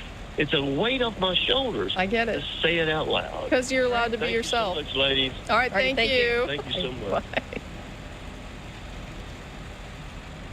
I think I'll go ahead to caller on line 3. That would be John, because I think he has a follow-up to what Howard was talking about. Maybe he's got a different perspective. Hey, you're on the air. Yeah, I just kind of had one question for y'all. I'm kind of curious. I'm not sure about the understanding about an atheist and an agnostic. Okay. That's on the fact page. But if you didn't get a chance to read it, agnosticism is all about what a person thinks the limits of human knowledge are, and theism and atheism are terms that deal with what you believe or don't believe. So they deal with different things. Agnosticism or Gnosticism, that's all about knowledge, and theism and atheism is all about belief or disbelief. Okay, so you're saying that you basically have a belief that there's no God as a theist or an atheist? As an atheist, I don't believe that there are any gods. I'm also agnostic in that I admit that the existence of God can or can't be proven either way. I don't think that, I don't think that it is a Bible statement to say, there absolutely nothing that could possibly be called a God can possibly exist in any way, shape, or form. I don't think that that's a statement that can be supported. So in that regard, I'm agnostic, but I'm atheist in that, based upon what I consider to be a lack of evidence for a God's existence, I don't believe there is one. But that could change, Okay, so you could be agnostic and a theist at the same time. You could be somebody who says... Most people are. I can't prove that there's a God, but I believe there is one anyway. That would be somebody who's agnostic, but they're theistic, as opposed to atheistic. So you would say you have faith in that there is no God? Well, no. Disbelief doesn't require faith. It just requires a lack of evidence. Well, according to Funk and Wagnall's College Standard Dictionary, which the definition of faith, the second definition, is a belief without need of certain proof. Yeah, that's right. That's no belief. That's right. And atheism is... So you have faith that there is no God. One at a time, people. Atheism is disbelief. It's defined as disbelief. Because you have a faith that there is no God. No, I have disbelief. Well, according to the dictionary, it says that you have a belief. Okay. No, you're reading the dictionary properly. Look up disbelief. Look up the word disbelief. Okay. I'll look up one even better for you. So therefore, if you have faith, you have a religion. So you have a religion that there's no God. I think that you are unclear on the concept. No, you just said you had a belief. What you're trying to do. We did. All right, listen. Okay, John, let's learn the English language here today. Okay, disbelief. Well, I just read it word for word out of the dictionary. It says Yeah, you have a belief in something that cannot be proven. John, that is an agnostic position. There's a God. That is That's all I want to know. John, will you shut up for 2 seconds? Or is this a discussion? Okay, that's the way to do it. All right, okay? So this is he was too cowardly to hear our answer or respond to it. Okay, disbelief and belief are opposite English words. They mean the opposite thing. Disbelief is not the same thing as belief. Okay, people like John who are desperate to make atheism out to be some sort of competing religion. Want that to be the case because then truth gets to be the result of a popularity contest. It's like, oh, well, there are more people who believe in God than don't believe in God, so that must mean we're right because there's more of us. Yeah. Okay, but faith, precisely, it is, as he said, it is belief, okay, regardless of evidence. It is belief even in the absence of evidence. Atheists don't have a belief, we have a disbelief. Disbelieving in the existence of God is not the same thing as believing that there isn't one or that there are no gods. Disbelief does not automatically presume an oppositional belief. Okay, those people who understand how English works will understand that. So I guess that wasn't the guy who had a follow-up to Howard's call, right? Apparently not. Okay, must not be. Okay. So Jamie, pronouns are she, her in Alabama, has a question or a comment about elevated emotion and why atheists don't experience so welcome, Jamie. That wasn't quite phrased right. It's the elevation emotion. I was raised in a very, very religious home, and through reason, I got rid of most of it. But what they called the Holy Spirit, I didn't have another explanation for, because I was taught to call that feeling the Holy Spirit. And to me, it seemed as objective as feeling cold, because it's something you actually feel. And if you ask me, how do I know it's cold outside? I would have said, well, I was just out there. It's cold. I don't need a thermometer to let you know that it's cold outside. Well, I don't think cold is an emotion. Cold isn't an emotion. Can you describe what you mean, what it is that you are feeling, which you equate to the Holy Spirit? Yeah, what I didn't have another explanation for it. And I later learned that feeling is something that people call the elevation emotion. And that elevation emotion is predictable. It happens in religious settings. And if I would have known another way to explain that emotion, I think I could have let go of my theist beliefs a lot earlier than I did. So it seemed to me that it would be more beneficial for atheists to identify what they call the Holy Spirit to be this naturally occurring emotion that has been studied, which can but we can't. And that there's nothing super. Well, you can. There's brain waves that show when someone's experiencing. You can't. So Jamie, here's the problem, and I only do this because we're short on time. There's no way to prove that elevation, the emotion, is being mislabeled as the Holy Spirit. Because how do you prove that the Holy Spirit isn't real and causing the elevation emotion? Well, you can't prove it, but if I would have had another way to explain that feeling. Okay, but you don't have an explanation. You don't have another explanation. You just know what you experienced. You don't know why. That's the problem. So the God prospects are unfalsifiable. And when somebody says, oh, that feeling you're feeling, that's the Holy Spirit. Well, the fact that I'm feeling a feeling is true. Whether or not it's the Holy Spirit, they can't prove and you can't disprove. And so while I understand what you're saying, and I agree with you that it would have been nice, and people might be, when people are in church and they experience that elevation and other emotions as well, the euphoric experience, and the people around them say, that's the Holy Spirit. It would be nice if there was a way for them to say, hang on, we don't know that. But it's a mistake to say, we know that's not true. The most we can do is say, we don't have any good reason to think it is true. But you're right that the emotions that we experience that are being co-opted by religion I think the strongest thing Mic on. is say elevation is an emotion that non-religious people experience as well. And I think it would be helpful if atheists said stuff like that more often, rather than simply saying, you can't prove that this is the Holy Spirit. If we could talk about how it is experienced in many settings that aren't tied to religion. Yeah, I don't know Yes, how I often they speak bring it up. English, I've talked about this in a по-русски. really specific context in which I've said Какой? that all those things feelings that I used to experience that people would say were the Holy Spirit, turns out I felt some of those same emotions in a qualitative way from drugs, from sex, from art, from good books, movies. I guess all that counts as art. From watching people perform good actions, helping others and things like that. I think we could probably talk about it more. I don't know that it necessarily fits in with what we do on Atheist Experience more. Because here we're just debating, and I don't get that many people calling in to say, I've felt the Holy Spirit, because my response to that is, okay, I thought I felt the Holy Spirit as well, and then I later learned I had no good reason to reach that conclusion. What's your good reason? And they don't seem to have one. I don't know what else to do beyond that. I do my part as an ex-Muslim. Often when people talk to me about how Christianity is true because of their experiences with the Holy Spirit and all that, I try to give them an example from my own past. I was part of a very religious community and of a very mysticist community with some very emotionally intense rituals and practices.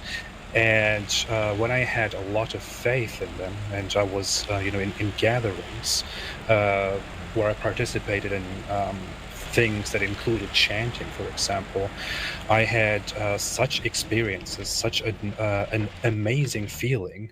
I thought this is the best thing that I've ever felt in my whole life.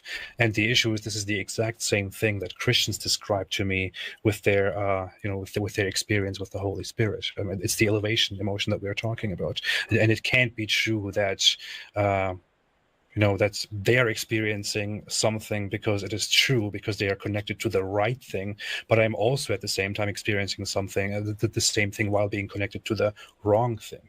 On the other hand, I'm also experiencing the same thing when I go for a walk on a nice day and I look at the sky, because I feel like I'm taking my mind off myself and connecting with the world around me. So I don't know. Yeah. On that note, Jamie, thanks so much for the call. I appreciate you waiting so long for all that, and we are way past time, though, and I have to move on because I don't get to hold all of our crew hostage. Okay, have a good day. Thank you. Okay. Hi, you're on the air. How you doing? Thanks for holding. Y'all been talking about the idea of might makes right in relation to Hitler's ideas, but that's what all of politics is based on, the idea that a majority rules. Majority rule is the might, so to speak. Just because more idiots exist than right-minded people does not mean that their ideas are better. Yeah. But then again, the question that we were starting from was, yeah, I mean that what you're talking about now is a situation of, this is what happens when politics comes into play, and but preceding politics, the moral precepts that exist. Where does one get one's ideas that then one can use to manipulate using the political spectrum to justify any sort of act that you want to. But politics is also based on moral precepts as well. Yeah, but politics can be the tool that someone like a Hitler or another Stalin can use. To say, this will now enable me to wield the power that I need to do what I think is right, and I really don't care. Of course, the founding fathers, and especially Thomas Jefferson, believed that the real solution to these issues was that if there is sufficient open communication and education of the people, that they will finally make the right decisions. Is there truth in that? Are we seeing a problem with that today because of the concentration and the power of a few large corporations to control mass communications? Yeah, I mean, that's, boy, now we're into this. See how broad-reaching a spectrum this topic is, isn't it? To consider that might does not always make right. Well, certainly it isn't in Germany. No. At least we think it is. Yeah, see, and that's, I mean, I very strongly object to that whole justification. And that to me, that's in a nutshell Christianity, right? You have this divine, all-powerful authority, and you do what he says, and what he says goes, and if you don't do what he says, well, then he's bigger and stronger than you, and he'll toss you in hell for all he can. It's certainly not only the case with Christianity, it's equally true of Islam. Yeah. And in fact, although the community of fundamentalist Jews is much smaller than either of those two, they do their damage when they can. Limited only by their capabilities. Yeah, so I think that one needs to avoid, this whole fallacy of might makes right at all costs. And what do we have to put in its place when somebody like Hitler or Osama bin Laden rears his ugly head? Yes, it always will be majority rule. Yeah. That's the case. Yeah, well, in a practical sense, you're probably right. But again, I have to say, when you're defending yourself from a clear and present danger, the justification for doing so is not might makes right. It's we're going to be hurt. We have a right to protect ourselves and our way of life and our safety. If I look at Stalin in the 1930s, I mean, there's no guarantee when he killed millions of Soviet citizens, it was clear and present danger that he was raising as the justification for this. Counter-revolutionaries, capitalists. Yeah, but again, I mean, not everyone is I think, sane and sensible in what they think about themselves. You do have guys, as Jeff Jones was mentioning in the earlier call, right, who have this inflated sense of self-importance, a sense of self-righteousness, a sense of being above the rest of humanity, not being part of the group, not being part of the culture and the body politic, but the problem, being they have this messianic ideas about themselves. The problem is always going to be that the majority is going to be taken as the right or the might, and that's our whole problem. Yeah, well, the smaller voice is never going to be above the rest. But the smaller voice has the smaller voice may be the correct voice. But the smaller voice has a chance to get itself heard, to even just a small community amongst it in itself, and grow from there. If its ideas are justified, again, it was the idea that slavery was okay. A few people said no, that really kind of sucks. Yeah. Their idea eventually caught on. Yeah, but again, you have to have a culture in place that will allow a minority to express its views in the first place. And in a but again, culture, even in a small place, even in where you have a megalomaniac ruling as a dictator, you're not going to allow the opposing team to. Well, it's not officially allowed. They're not going to get a TV show to themselves or anything. But but again, they can still talk amongst friends. They can still convince other people in their social arena that no, this is not the way to go. But we do. They can spread from there. Yeah. So So hooray for America, right? So anything else? Also, Martin. Yes. I appreciate y'all's intellectual banter, but it's zoology, not zoology. Zoology. Thank you so much. If it were zoology, there would be three of us. There's only two, so it's zoology. Zoology. I just wanted to correct you on that. I'm sorry. I love you. I love Jeff D. All right. I just wanted to correct you on that. It's zoology, not zoology. Okay, I've got it. Sorry about that. I just had to throw it in. No, excellent. Appreciate it. Thank you. Thank you, Martin. Yes. Might shock some of our viewers at home to realize I'm not hung up on the wrong person. Yeah, we did. Damn it. Oh well. Sorry. We hung up on the wrong person. That was the solid light, was it not? No. Please call. Well, please call back if we can get you in the next few minutes. The show's almost over anyway. let's go ahead and get to another call. I'm going to take Bear, since I guess this was touching on Davis's call.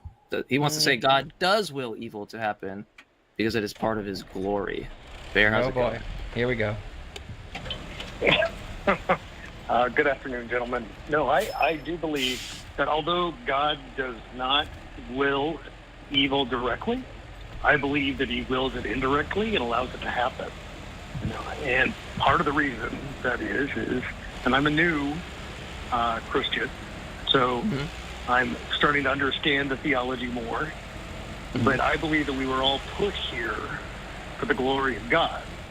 And our main goal here is in God's creation for us to manifest his glory through us. Okay, great. So, to do that. Yeah, okay, go ahead. Well, I just wanted to ask a quick question. Could his glory be achieved in a world where he doesn't permit evil? We all just freely do good? I believe that that's probably going to come in the new earth and the new heaven. Because no, I'm saying when he created the universe, not later. I'm saying, could he have done that instead of?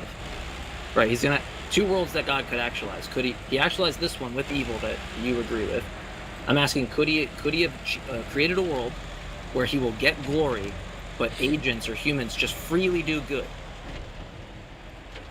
They just always do the right thing. I think he does. I think he is doing both. So I believe that this world is... It can't be both. It's the contradiction. It's only one or the other. Right? Either he allows evil or he does not allow evil. Well, he definitely allows evil. Okay, great. Now, now I'm asking, is it possible for him to create the other type of world? Is that possible? Yes, absolutely. Great. So now what we've identified is God, he didn't create that world. He had prevailing reasons to create the other world, right? He had reasons. You can give me, I don't even care what the reason is. I'll just grant he has reasons, right? Some reason he thinks it benefits. Now, I want to point out, if you're saying he allows evil and he thinks it should be done, would you agree in the scenario where pricking a child for the sake of not getting polio, all things considered, we wouldn't say pricking the child is a bad thing, right? We would say that's a good thing because of the outcome that it leads to, right? It leads to the greater good. Would we agree there? Well, I think when we go and talk about the greater good, I think that's a way in philosophy that I don't like to go, but I believe that individually it promotes a good for that child. Yes.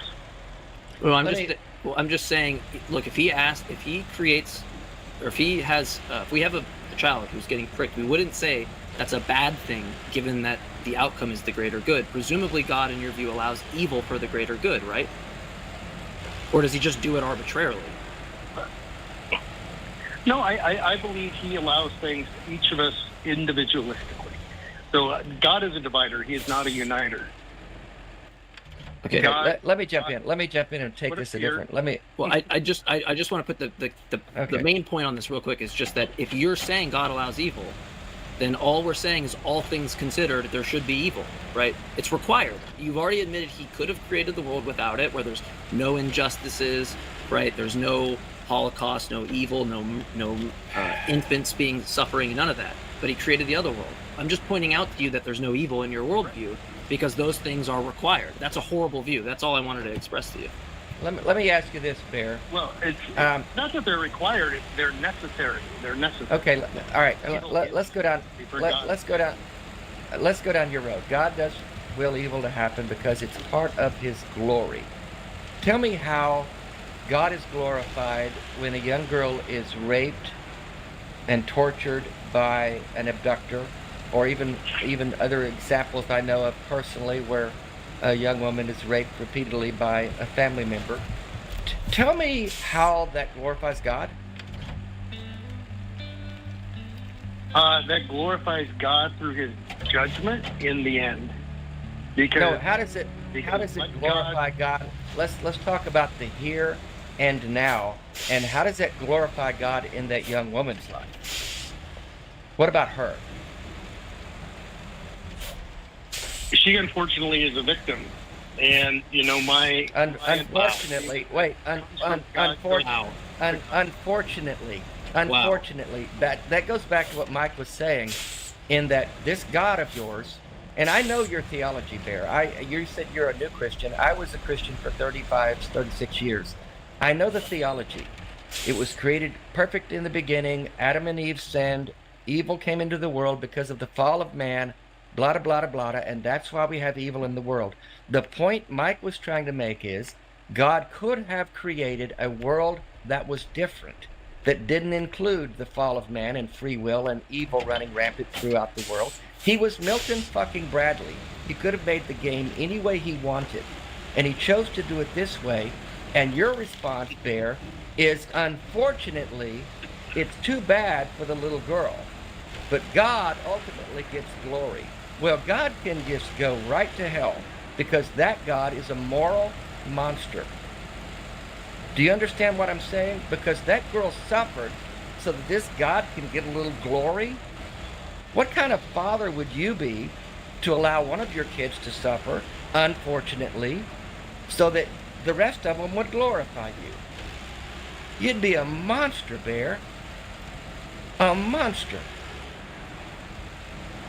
But for his view, it's required for the glory, right? The God has to have it for the glory, even though he admitted that he could create a world where God doesn't actually do that, right? Where we do freely behave. And before a theist or a Christian says we'd be acting robotically, well, ask yourself the same question of God. If he's all good and he's free, is he a robot? Apparently not, right? So there's no issue there. So it just seems like under your view, the best of all possible worlds is the world where there is some girl suffering because it glorifies God. Unfortunately for her. Yeah, unfortunately, which is an expression that he even agrees that there's something. Do you see, Bear, how twisted that is? Can you respond to the twisted nature of that? Please. Well, I do believe that God has his own plan, and please let me finish. Oh, yeah, go ahead. Yeah, we'll hear you out. We may not understand the plan, but I believe that's the God that we have. And eventually, that young girl will be vindicated. That young girl will be, in the next life, united with God, if she's worthy. To be if she's worthy. God. Oh my God! Yeah, this is. I am going to cut you off real quick. Dude, you are digging yourself such a hole. This is so ridiculous. Like, I hope you said you're a new Christian. I hope you're not too far in to go ahead and back out now. Yeah, you've only put one foot in the door. Because, dude, what you're attaching yourself to is just pure fucking evil. Yeah, and when this girl will be okay in the next life if she's worthy. If not, she just suffered because God couldn't figure out a different way to do the world. God, that's fucked up. Yeah, and when you make this statement that like we can't know God's plan for this. Yes, the fuck we can. Look, it's if I need to go to the milk and I go, if I need to go to the store to get milk, right? And I go, okay, well, what reason do I like? What do I have, or like, what should I do to get the milk? It's like, well, I should walk to the store or drive to the store. God's like chilling. He goes, I need glory. What should I do? Oh, I should have a little girl suffer, right? What you're saying is to achieve the goal is this thing. Like something like me saying, someone like me just going, oh, I need to walk to the store because it's behind my house to get milk and I'm out of milk. And that's the reason.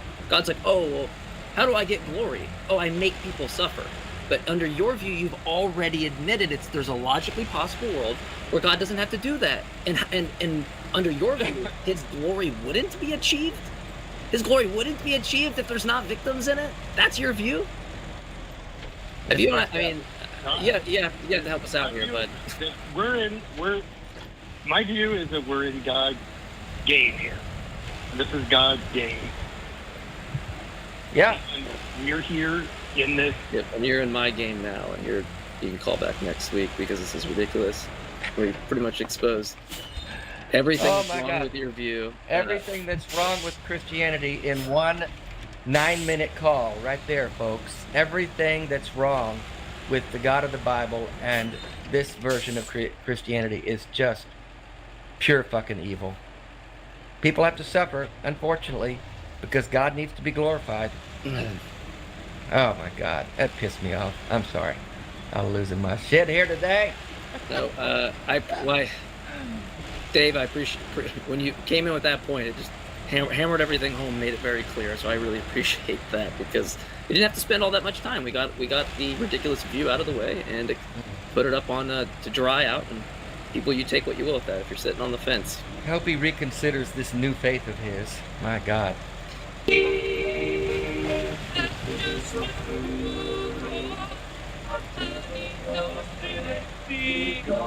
Good afternoon, everybody. Welcome back to another showing of the Atheist Experience. I'm your host, Ashley Perrian, and our co-host this week, Karen Glasser. Karen Glasser, nice to see you all again. Welcome back. It's hard to believe it's been a month since the last one was on. Yeah, we're cycling through pretty quickly. It seems like a lot less. Anyway, again, this is the Atheist Experience. We're being hosted by, or sponsored by the Atheist Community of Austin, a nonprofit educational organization promoting positive atheism and separation of church and state. We have weekly meetings every Sunday at Crescent City Beignets, which is on 6th Street, a couple blocks west of Lamar. That is every Sunday starting at around 11:30 or so and going on until it closes, basically, well, until we leave. Typically around, I think, about 1 o'clock or thereabouts. Oh, they kick us out. I don't think they actually do kick us out. I've never stayed quite that long, but I think people start leaving around about 1 o'clock or so. But it's a whole bunch of us just sitting around talking, chatting, just having a good old time. It's a very informal meeting. It's open to any atheists and atheist-friendly people. It is not open to people who come and proselytize to us and try and convert us or debate us or anything like that. But like I said, if you're atheist-friendly, please come on down and meet some of us. You do not have to be a member of the group to attend that meeting. That is every Sunday. On the third Sunday of every month, though, we have our lecture series at the Austin History Center on 9th and Guadalupe. This month, that is on the 20th, I believe. Yes, that's on the 20th of June. And we're not going to be having a lecture this month. We're going to be talking about, I believe, the CFI and the Center for Inquiry. They're considering coming down to Austin and building a center down here, or at least in Texas. And we're kind of discussing what the ACA is going to have to do with that, if anything. So if you're a member of the group, we would love for you to come down and give your opinions on that. If you're not a member and you're somehow, you know about the CFI, you're a member of their group, or you're just, again, atheist friendly and you have some input into discussion, please come down and like I say, we can get your opinions in there too. So again, that is the 20th, June 20th. That we're doing that at Austin History Center, 9th and Guadalupe. Other regular things that we do every Monday night, we have Godless Gamers at the house of Russell Glasser. That is every Monday night starting at 7 o'clock. We play board games, card games, all that kind of stuff. And that goes on typically around about 10:30, 11 o'clock. If you go to our website, atheist-community.org, and write to the webmaster, they can give you more details on that one. Also, every Thursday night, we have Atheist Happy Hour at Antonio's Tex-Mex on the southbound feeder of I-35, just a couple blocks south of 183. Sorry. Blanking out here. Also, another regular thing we do, the nonprofits. Every other Saturday, it's our internet audio show. It's hosted on atheistnetwork.com, and it's a streaming MP3. Hosted by Jeff D. Producer is Russell Glasser, who also chimes in quite a bit. And the co-host right now is Dennis Loubet. That is every other Saturday on atheistnetwork.com. They just had a show yesterday, and so the next one will be on June 19th, in 2 weeks from yesterday. All right, that is it for our normal announcements. We've got a couple things to go over quickly, but we don't have a typical lecture or speaker or anything like that on the show today.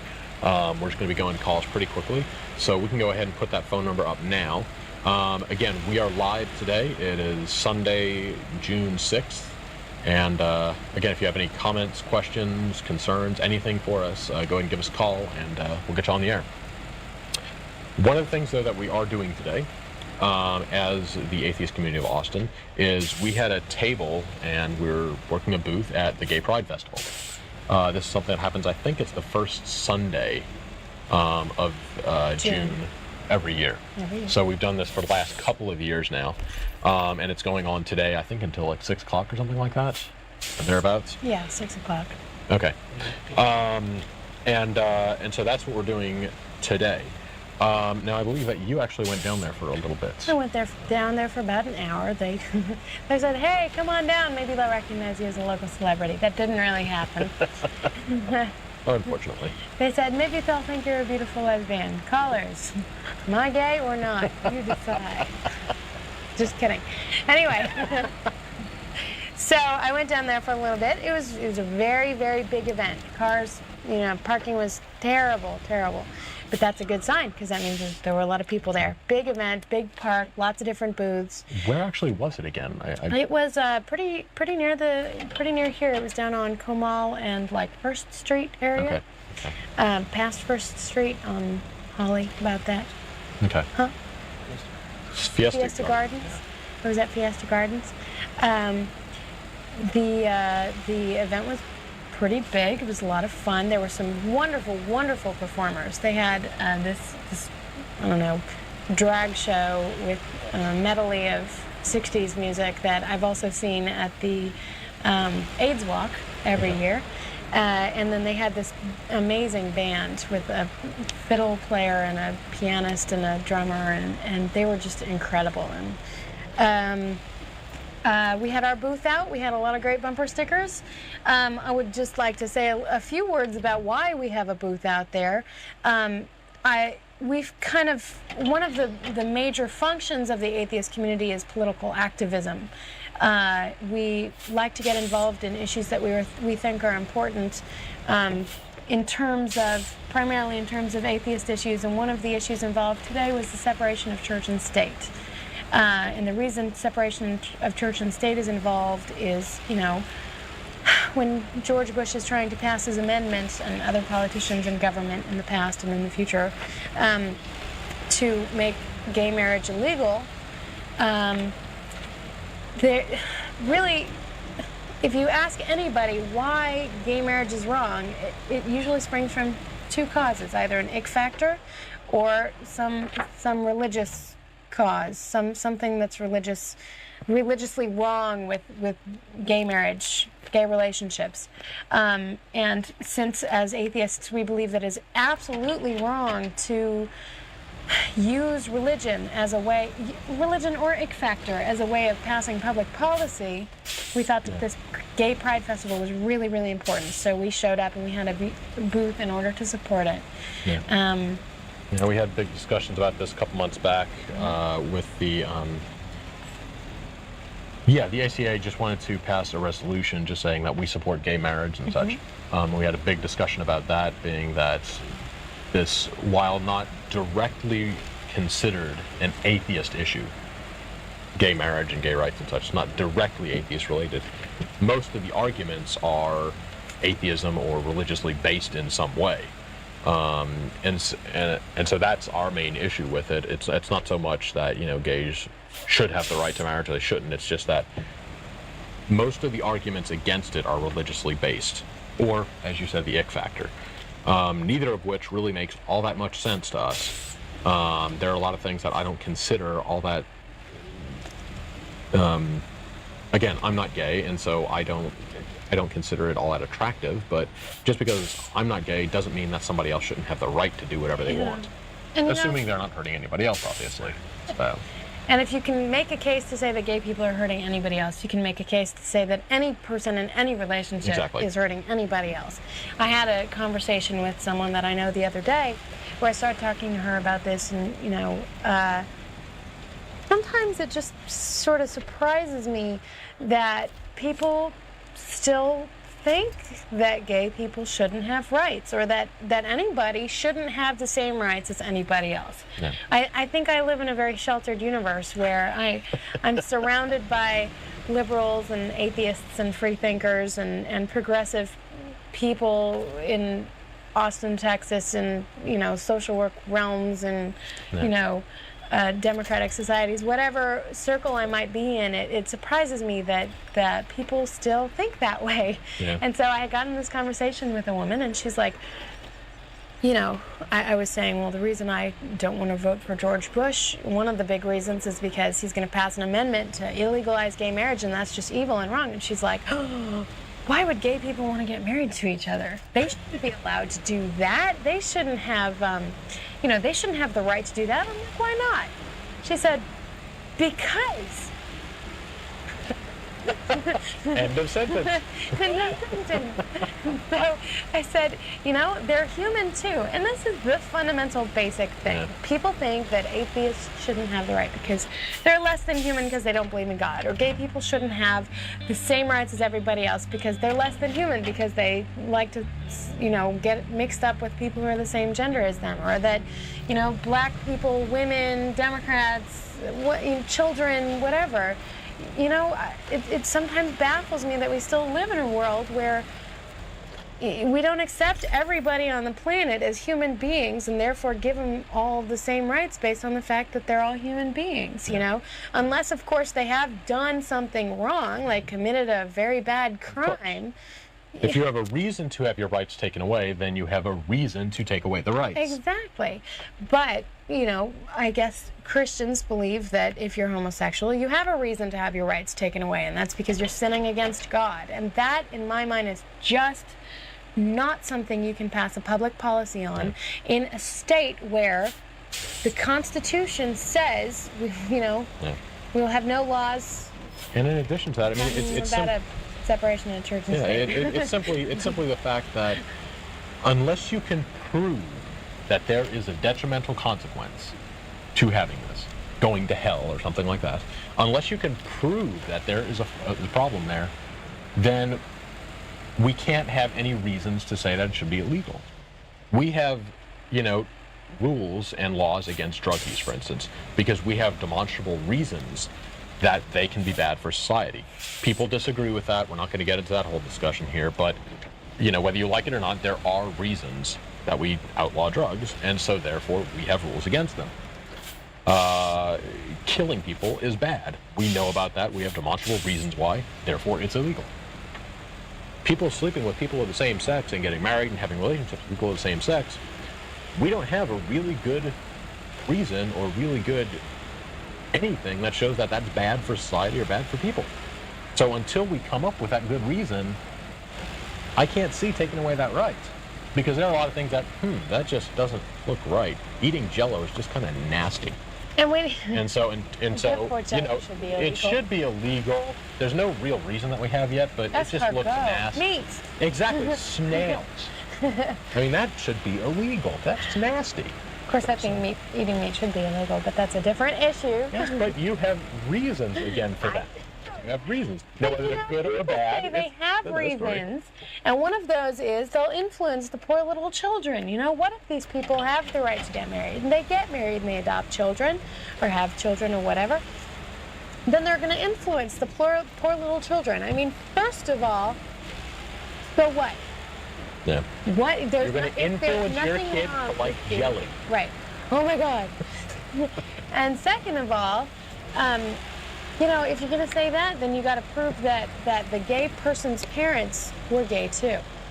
Yeah. Because if you can influence children to be gay, I've heard cases where they take children away from someone who's a gay parent and they give it to the grandparents. Yeah. Okay, well, obviously, if the parent is the one that grew up gay, then, and if there's any influence involved, then it's the grandparents' fault because they're the ones that raised the gay person. Yeah. So why would they take the child away from the gay person and give it to the grandparents? You're ensuring that they're going to grow up gay. But then again, so what? And again, we do have some gay couples, I think, that are raising kids, so we could have a study done on that. Basically, how many of these kids who were raised with gay parents 99% sure there is a study out there. And so there probably is. So if we look to that, and again, we find out that one, that is an influence, and two, it's bad for a reason, then, okay, there's a reason perhaps not to let them adopt children. That's nothing about marriage. They can still live together as much as they want. But if we could show, again, that gay couples somehow had something bad to them and they could influence their children, then we could say, okay, fine, they can adopt. But again, until you have a valid reason, there's no reason not to do it. Yeah. So. But you gotta prove to people that having that I mean, I've heard plenty of people say that, well, I don't mind that they're gay, they just shouldn't have the rights of a married couple. And first of all, I mean, I don't really know, I'm not married, I don't really know that much about what are the rights of a married couple except voting rights. And no, I don't think that voting has anything to do with taxes, that's it. Yeah.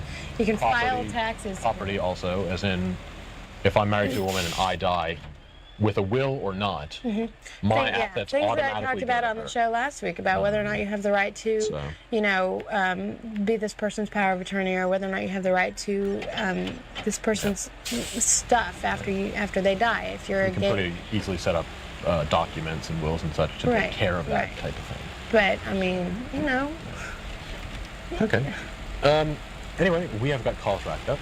Yay. We can visit this later if need be.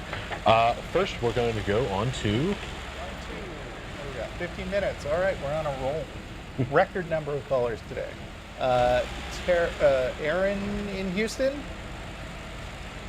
Hello? Yeah, hi, Aaron. Hey, guys. Hey, glad to be on the show. Love your show. Thanks for having me on. And this is Russ, and is it John?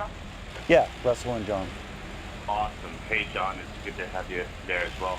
I've got a quick question about slavery in the Bible. I don't know that I've seen an episode where you guys have really hammered home the New Testament portions of... Oh, the New Testament, right. I'm sorry? Yeah, I was about to be surprised that you haven't heard us talking about slavery, but if you're talking about the New Testament stuff, yeah, go on. Right. Yeah. No. Yeah. You guys have done well. The Old Testament slavery is quite easy and to see, but there's some deliberate obfuscation of slavery in the New Testament. And I wonder why you guys don't bring that up more often. Where Jesus calls his, it's not that Jesus doesn't call his people servants, he calls them slaves, like well done, good and faithful. The word is actually slave, or Paul saying, I am a slave of Jesus Christ. Those types of things. I'm not really familiar with that translation, and like detailed investigation of the Bible has never really been my thing. But like, is there a specific translation of the Bible that goes with that interpretation? Is there? Rephrase your question. What do you mean? Is there like an NIV or yeah, something like that? one of the standard translations of the Bible that uses slavery? No, there was none of them do. No, I not being a scholar of Greek myself, I'm inclined to be a little bit skeptical that every translator has completely overlooked that, since there is certainly words for slaves in a lot of translations in a lot of places. And exactly, and that's kind of where I'm going. There's a book out, or it's not really a book, it's more like a pamphlet called Slave by John MacArthur, where he points this out. John MacArthur's a fundamentalist Christian, but it also the Kittle, which is the #1 Greek translator, it says the word doulos is slave, only slave. Okay. And those words in the Bible that are used as servants sometimes only mean slave. All right. So, that's interesting.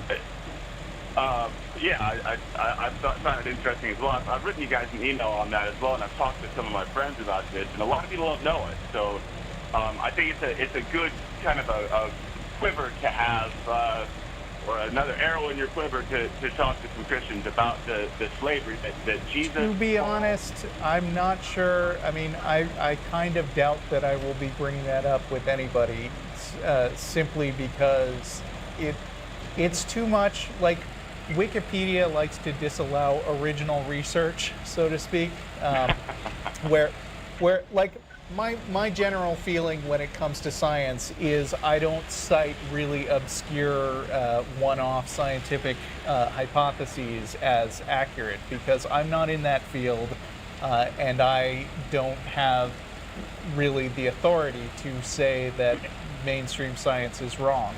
And I kind of feel the same way about Greek translation in this case. Like, you might be right, but it would be really hard for me to back that up. And it's such a minor point anyway. Like, I tend to not worry that much about going over the fine details of, what the meaning of this word or that word in the Bible is, and just kind of throw the whole Bible on the table and be like, why do I care about this book in the first place? Okay. All good points. Like I said, I guess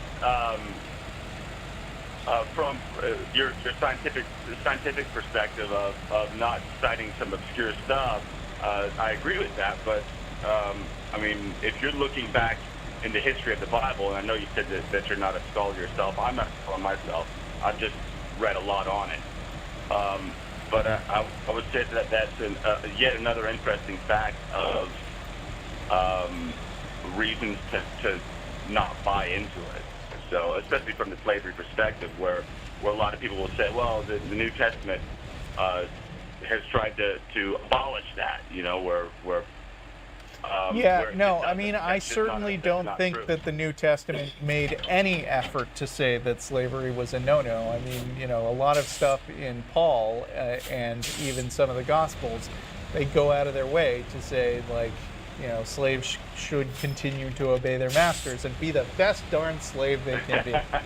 Exactly. It definitely is not the case that the New Testament overrides slavery. I think we're on the same page there. I'm just not really sure about this one translation point you made.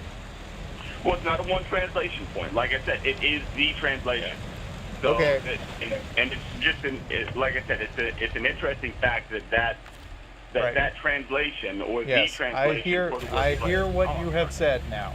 All right. All right, guys. Thanks so much. Hey, one more question, if you guys get some time on the show. I've wondered a little bit about you, Russ. You said that you're from a non-religious family. Why would you? What drove you into this type of show? What motivates you for this type of show? And I'll take that. If you could just speak a couple minutes on that, I'd love to hear it. So. Okay. I was I spent some of my formative years in Auburn, Alabama, so you can't just be a casual atheist there. And I also spent 3 years going through Lincoln-Douglas debate in high school. So, really, I've always been a little bit of a polemicist, and I was kind of an early adopter of the internet, I think. So there's a lot of good fighting to be had there. It was just a good fit for me. That's all I'm saying. Okay. All right, guys. Thanks. You have a good day. Bye. Thanks, Aaron. What about you, John? What got you into the atheist experience?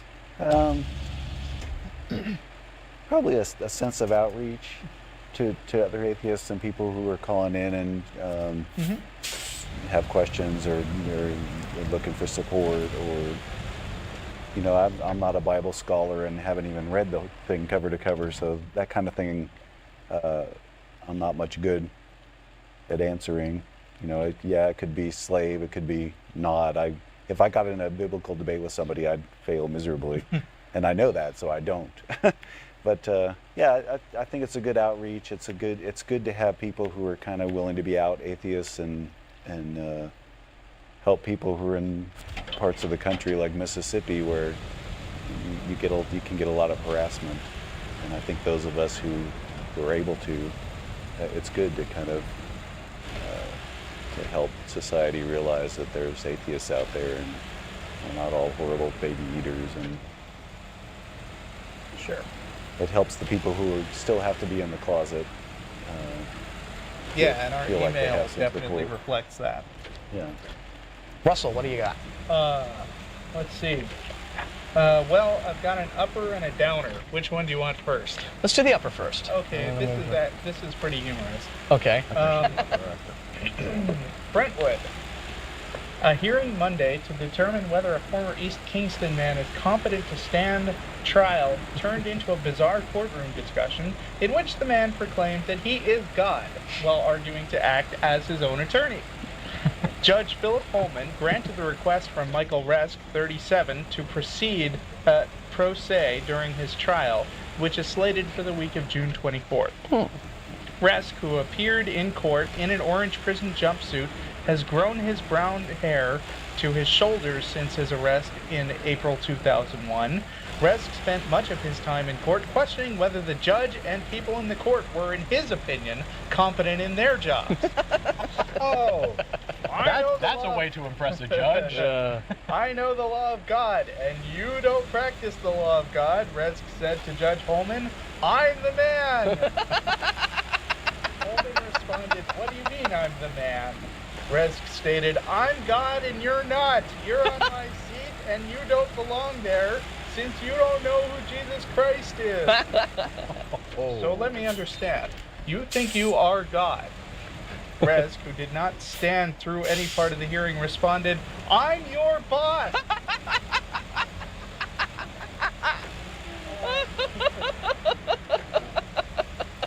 Before ruling on Resk's request to proceed pro se, Judge Holman said he had to determine that he knowingly and intelligently was giving up his right to a lawyer. I don't think this guy's knowingly and intelligently doing anything. But the judge began with a series of questions about Resk's background and whether or not he had ever acted as his own lawyer in the past. He then questioned Resk about his knowledge of the rules of evidence. That anything you say can and will be used against you, Resk told the judge as he swiveled from side to side in his chair. Let me help you out here, so you'll understand, Holman said. They're very complicated. I would imagine you are not really skilled in the rules of evidence. I would imagine so. Saying, yeah. Even some of the lawyers, I fear, are not skilled on the rules of evidence. You're not going to know how to get certain matters into evidence that you want to get into evidence. It's not something you'll be able to learn by reading a few books. The judge then asked Resk what he felt was important when picking jurors. What do I consider important? It's not what you think. I would want somebody who knows the law, the real law. I would want somebody who believes in the Father, Resk said. I don't see the ways you guys pick the jury as being a benefit to anyone you prosecute. The judge repeatedly stressed to Resk the dangers of proceeding without an attorney. I want you to be aware of the risks you can suffer is you don't know what you're doing. Yeah. You can end up a loser, the judge said. I'm not a loser. That's a matter of opinion. The judge also is the courtroom in hysterics at this point? I mean, this would have been wonderful to be rolling in the aisles. Oh, if there's video of this on Court TV or anything. That's the only reason the judge approved it is because he's going to laugh his ass off for the next 5 years. But he's conducting himself with wonderful decorum here. I mean, I have to give him props for that. The judge also pointed out that the Rockingham County Attorney's Office is seeking maximum sentences on the 6 charges against Resk, which could put him in jail for 60 to 180 years. Now, what was he busted? I'll live forever. Okay, what was this guy busted for in the first place? Just what? Oh, theft. Right. Okay. Not. But that's not. Okay, but now. God's laws don't apply to himself. We know that. Well, they can attack impersonating a deity onto it now. So. My God. Is that a crime? If America were based on no, crime, but it isn't. Okay. Impersonating police officer. All right. So I'm being again reminded from in the control room to keep an eye on that date on the upper right-hand corner of your screen there. That we are live today, June the 9th. But if you're not watching us on June the 9th, well, then this will be a tape show. Ordinarily, we are a call-in show.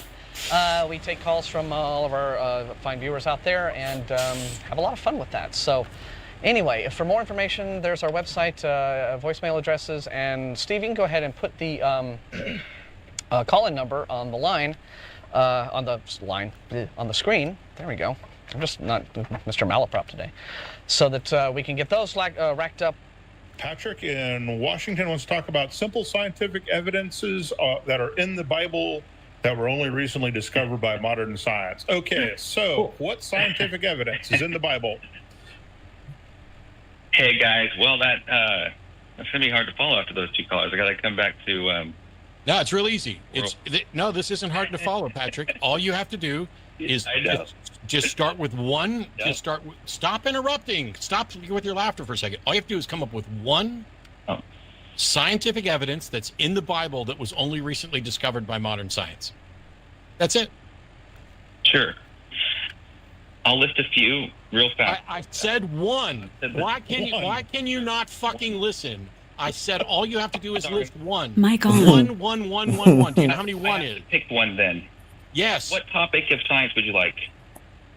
We don't Present care. Pick your one. best one, because if the best one doesn't work, the rest are shit. Okay, so the Bible says that there's mountains and valleys under the sea. That the deepest part, the deep part, is like that being between the roots of the mountains. So that just sounds like a very poetic description of something you could find out by skin diving and going swimming. And what I'm saying is that we did discover that, and it was a big deal that that's true, and God said it before we discovered it. And my counter to that is God didn't say it. That's just a description of what somebody could conclude from simply swimming without any modern equipment whatsoever. Just by holding your breath and going down under the water, you could go, oh, hey, this probably continues on forever. So how do that? Meanwhile, give me the verse. That one, this is a bad example because it's in Jonah, right? It has a bad connotation. Then we should just hang up. Your best example. I asked you for your best example. I knew you went to Jonah, and because would you just stop talking, because you don't know what it is. So Jonah 2 verses 3, 5, and 6 chapter 2 verse 3, 5, and 6 is what you're looking for, right? I don't know. I don't have it up in front of me. I'm sorry. Well, then you weren't prepared, were you? I was prepared. I can tell you the verse. Or you not it doesn't. For the call. So first of all, it doesn't say. I would have had it already. I'm sorry. So first of all, it does not say, "Hey, underneath the ocean there are mountains and valleys." And by the way, that isn't something new that science just discovered. Anybody who ever went diving or looking for clams, or shellfish, or anything, or just kept their eyes open when they went out in the ocean, would see coral reefs and valleys and depths and all of these things. It's absolutely, utterly mundane. Meanwhile, if the Bible said it, the time to believe it is not when the Bible said it, but after science has confirmed it. So any information that is in the Bible that is true is useless until science has actually confirmed it. So there's no point in going to it. Meanwhile, you're skipping past all the things that the Bible gets wrong. This is utterly mundane for someone to say, hey, you know what's underneath the water? Valleys and hills and everything else. Hey, it looks just like the land, except it's covered with water, which we also noticed when stuff was flooded. Yeah. This was your best. This does not. Now, just be honest and answer one question. Yeah. Do you really think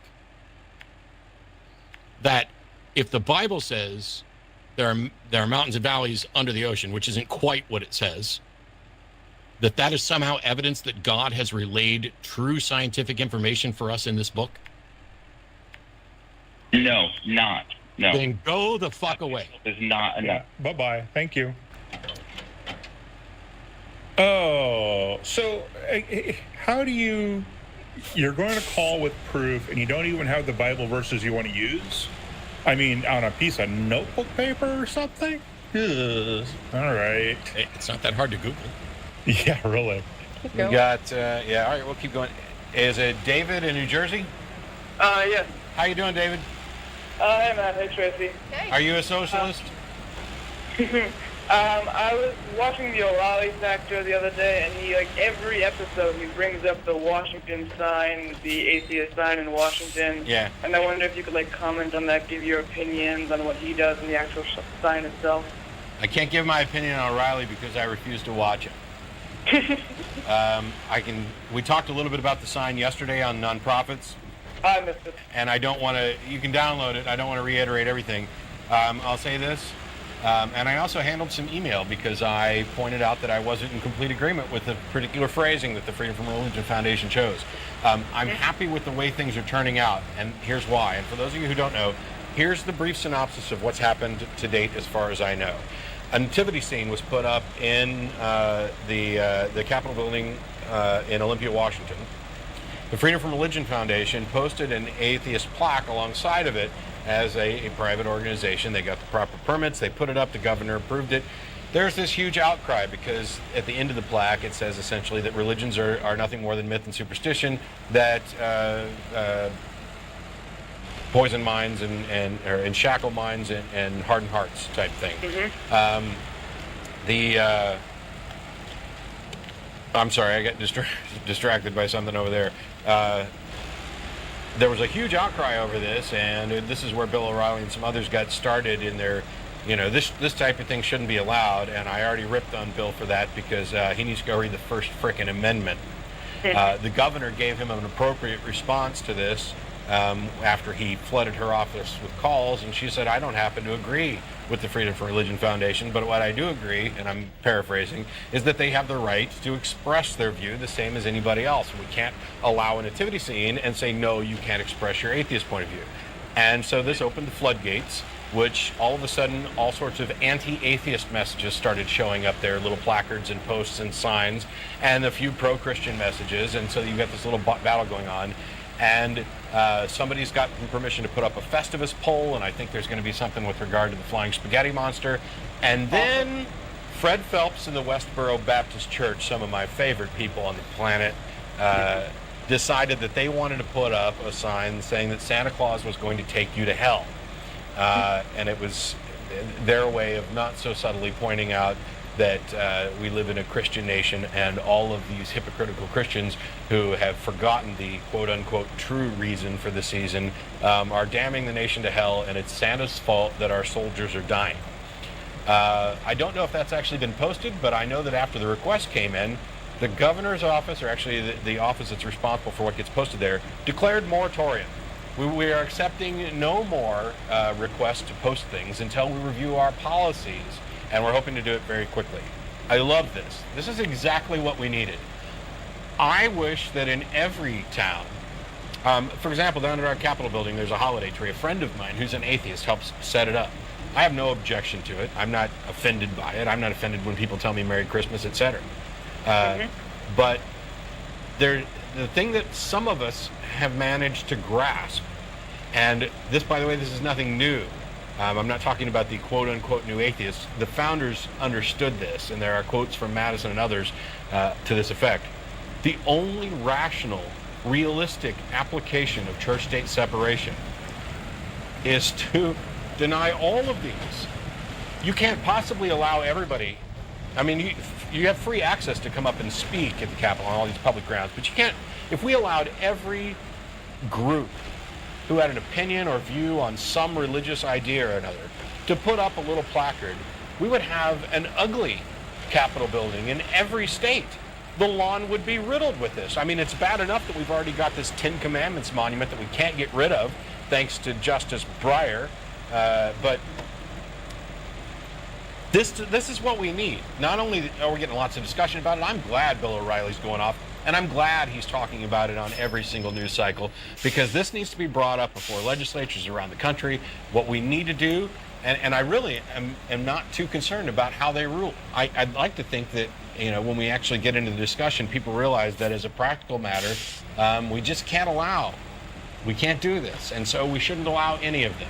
We shouldn't allow anyone to post a permanent or long-term thing up, or we'll have to have specific restrictions. You can book your day to stand on the Capitol steps, or book your day to put your thing up in this particular niche, and it's got to come down the next day and something else goes up. There are a number of solutions. Now, I think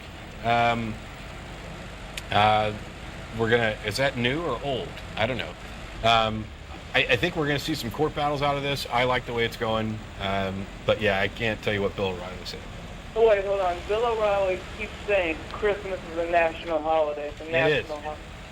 But like Christmas, like the birth of Christ Christmas, or like I don't get that. Against the Constitution?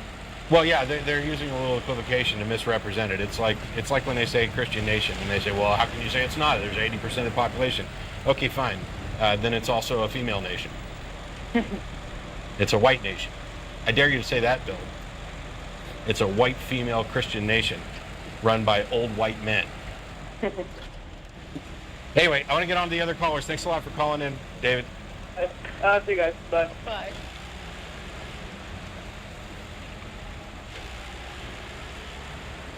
Chris, who I believe has some actual information for us on our earlier call. Chris, how you doing? I'm doing just fine. Yeah. I appreciate you characterizing it as information. I don't know that it actually raises to that level. I'm just okay. Thoughts I might throw out there in reference to Don's earlier statements relating to the quantum level and how that might affect free will and cause and effect. It's an important issue for me, being an atheist, because I think that the denial of free will is one of the easiest ways to get around the whole problem of evil, of why are there murderers walking around. And quite often one of the first arguments I hear from a Christian relating to that issue as well, God has to give us free will, and that's why these things happen. It's beyond his control.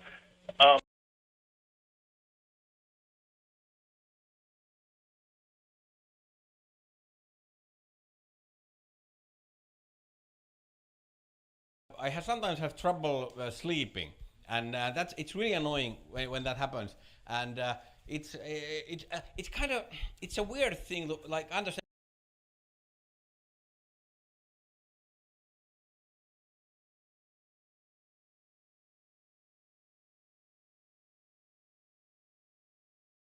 I sometimes have trouble sleeping, and it's really annoying when that happens.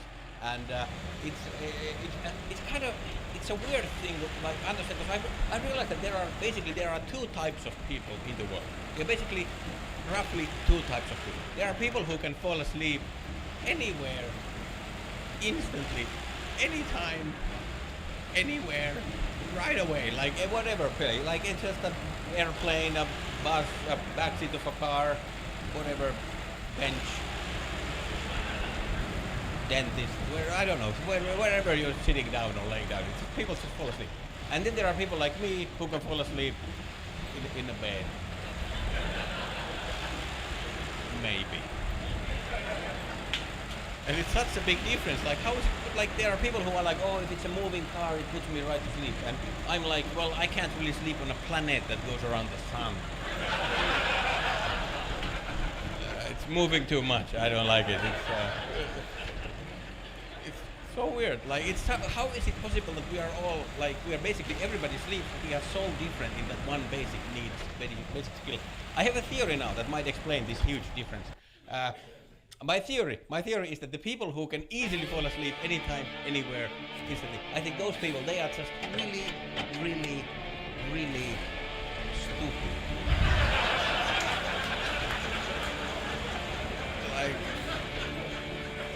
Like they don't have thoughts. You know, I think that might explain it. Like, of course you can fall asleep if you have no thoughts. Because thoughts are the problem. That's the reason we can't sleep, because we can't stop thoughts. But those people, their head is empty. Nothing.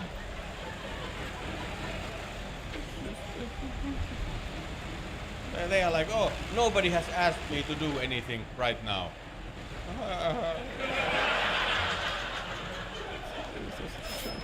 Turn off instantly.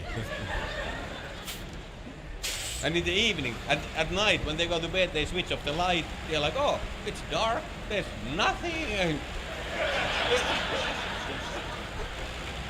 And with us, it's the opposite. It's the opposite. Like when we switch off the light, that's the worst. Then our brain is like, oh, it's dark, so we have time to think now. This is a good time to think all the thoughts we didn't have time to think before. So, yeah, let's start thinking now. Let's go through the day. Let's start with the morning. How did I fuck up this morning? It's just all night, just thinking. I think. It's so annoying, and I hope that here tonight, I hope that there is nobody here who is like a talented sleeper, who has like. Who has gotten like offended by this joke, because like I just want to say that if somebody got offended by this joke, then it means that they didn't really understand the joke, because like I'm clearly jealous. Like I would want to be like them, basically, like that. So if somebody got offended by this, then it means that they didn't get it. So that means that they are actually stupid. So, but I'm sure that didn't happen and everybody got it. Because I am genuinely so jealous. Because I fly, I travel all the time, and I would love to have the talent they have. I would love to be able to sleep, but I think I have never slept on an airplane. Like I have flown a lot. Like my longest flight was from here to New Zealand. It's like 12-hour flight or something. 13, yeah, 13 hours. Did I sleep? I did not sleep. No, I think I played Angry Birds for 12 hours. Because like I just can't sleep. Like I sit on the airplane. I say to my body that okay, we have 12 hours. Let's sleep. And then my body says to me that okay, Ismo, that's a great idea. Go find us a bed.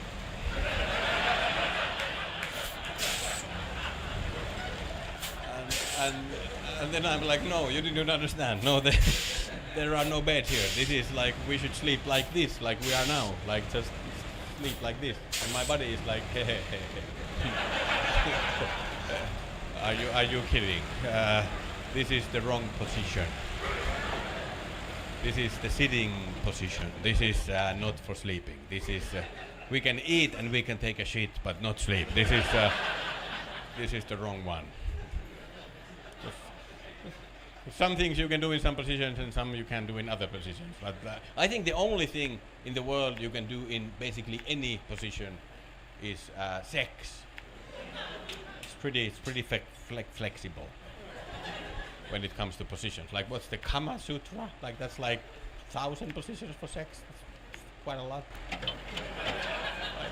For sleep there's 3. Like on the side, on the back, and on the other side. Way less flexible than sex. I think nobody has ever managed to sleep doggy style.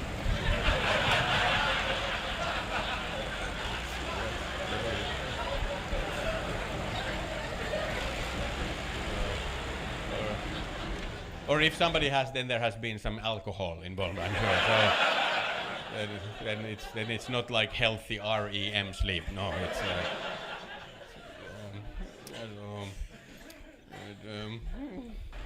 if you have a friend or a spouse or somebody who has trouble sleeping, this is just advice. The worst thing you can do and say to them is this: if somebody has trouble sleeping, the worst thing is first in the morning wake them up like way too early. Like a couple of hours before they actually have to wake up. Just wake them up. Like just open the door and then when they wake up, then just say to them this. They say this phrase: don't worry about it. Just go back to sleep. Well, thank you. That's a good piece of advice. I will go back to sleep. I will do that if you first go and put your shit back in your ass.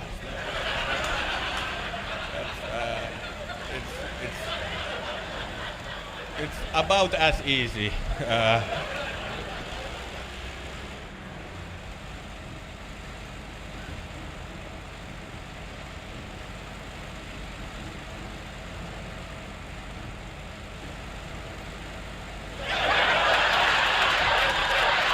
I've been here like almost for 4 years now, basically, and I haven't watched that much TV than I thought I would, because I started to watch like regular TV. I watch Netflix a lot and that stuff, but like regular TV, it's hard to watch because it's like so many commercials, like way more commercials than I'm used to. Like I think about half the time is commercials, and then half of the commercials are pharmaceutical,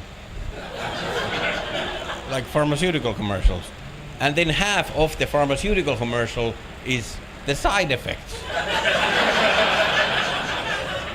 So when you're watching TV, you're mostly hearing about side effects.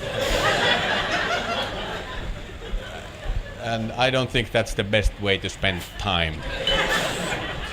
Just listening to horrible side effects. Because I think that's unhealthy. That has to be bad for you to hear those horrible, because eventually you start to pick them up. Especially the worst is when you're like not really watching the TV, but you're just doing something else, and the TV is just on the background, and it's really like your subconscious, like when you're doing something, thoughts of suicide.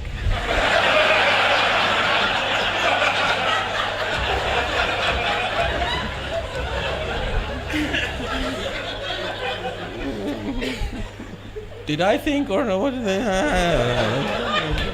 Okay, I'm gonna go back. Itching eyeballs.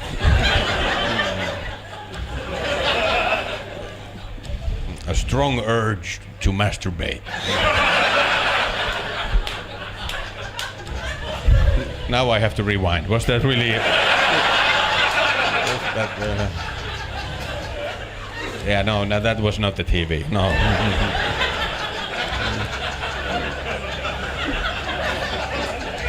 Sorry. Because I've never heard those side effects on Finnish TV. Like, it doesn't exist back in Finland. And I was thinking why, and I think the reason is that in Finland we are not allowed to advertise like prescription, like drugs that are like prescription drugs. And I think that kind of makes sense. Because like they are prescription. Like, because it's not for everybody. Like, why do I have to know the side effects of a drug that I don't need? Like, it's just, it's a weird, like, I don't, like, why do we have to listen to that? It's, because I thought that you go to see the doctor like this. You go to see a doctor and you tell where it hurts. Like, it hurts here or somewhere. And then the doctor just takes it from there. But it turns out in here, you have to go see a doctor like, hey, doctor, I saw this commercial. I was inspired by all the side effects. I think I want to try that.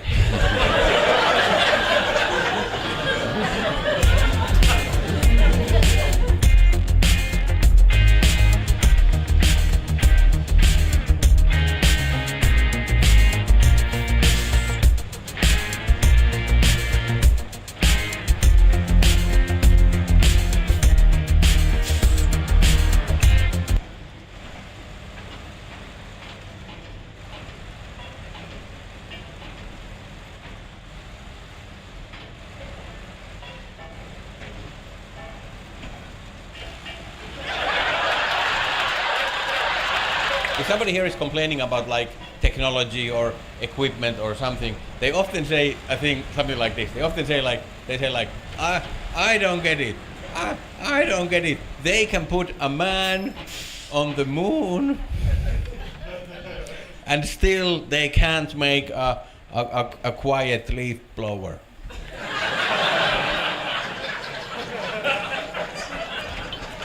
Like, people say things like that, and always when I hear somebody say things like that, I always want to say to them, I want to say that the people who are putting men on the moon, and the people who are making leaf blowers, not the same people.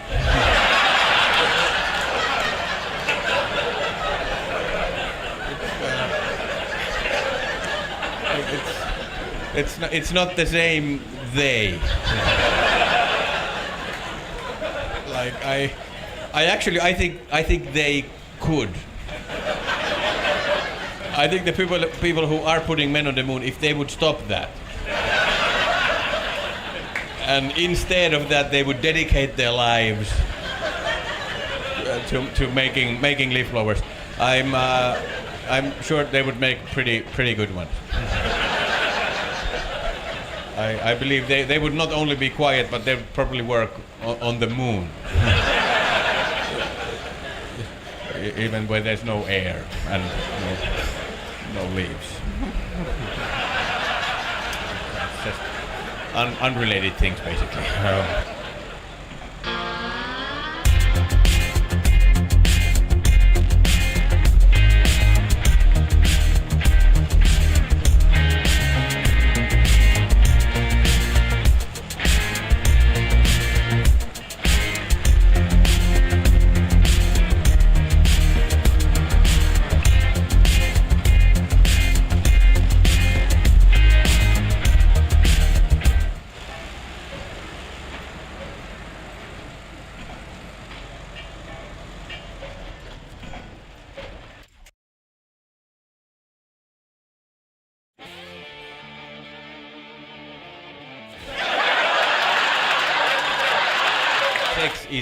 sex is better than masturbation because sex is not bad for your eyesight. Because I'm sure people have heard that masturbation is bad for the eyesight, and people mostly don't believe it. People think it's a myth. But who has really tested it?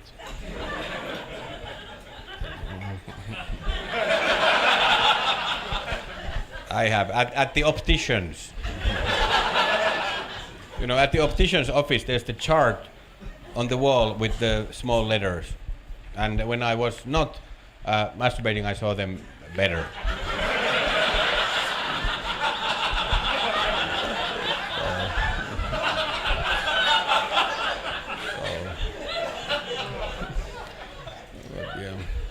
When I was, it was more blurry. It was just there was actually a couple of seconds I didn't see anything. So I think it's clinically proven that it's bad. Actually, I think masturbation can be bad for other people's eyesight as well. At least the optician. He said afterwards that I cannot see you anymore.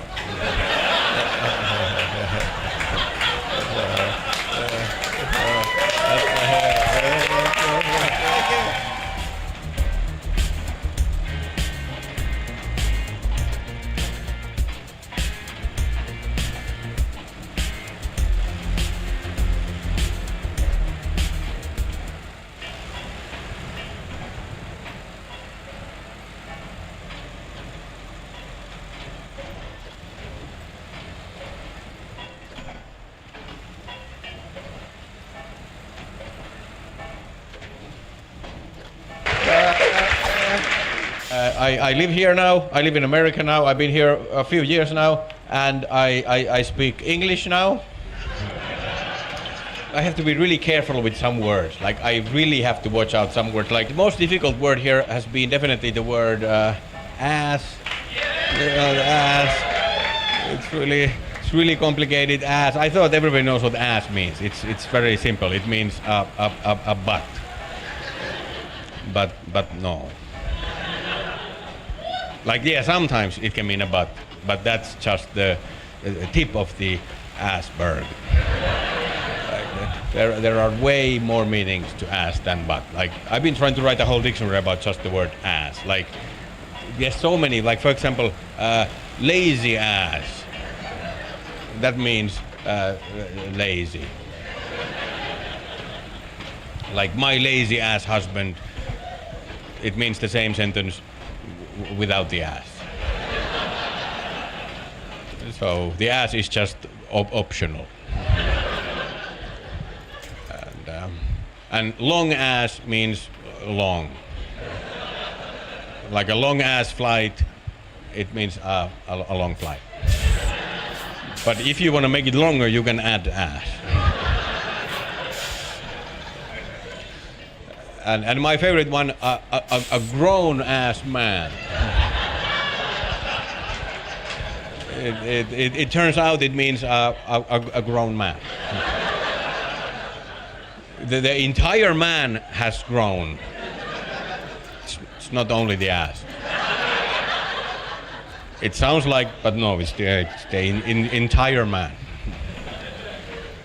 So I learned you can just add ass to anything.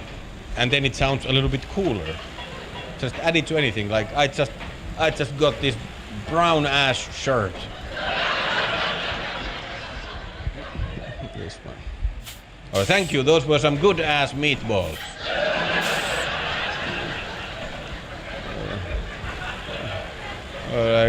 Oh, I think I'm gonna need some clean ass underwear. Just add it to anything, but sometimes you have to be careful. If you add ass to something, it can actually reverse the meaning of the original word. It can reverse it. Like, for example, bad ass. Bad ass. That's good. Like, bad is bad, but bad ass is good. But not always. It doesn't always reverse. Like, dumb ass is still dumb. It does nothing to dumb. It's just And smart ass is not that smart either. And then there's the concept of your ass. And your ass, that means like yourself. Like move your ass, that means like move everything. Move your ass and the rest of your body and everything. Like if you have a car, it's included in the ass. Just move all of them to the same direction.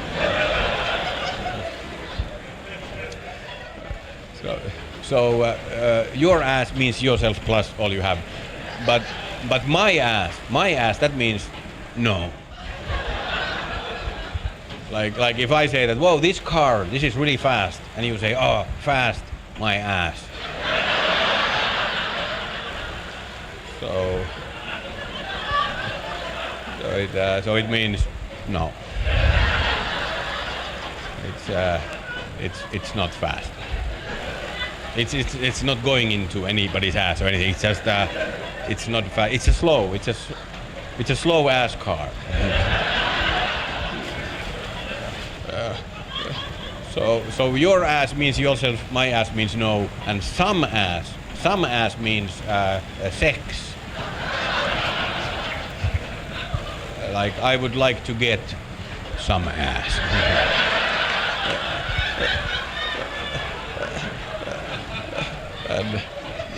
And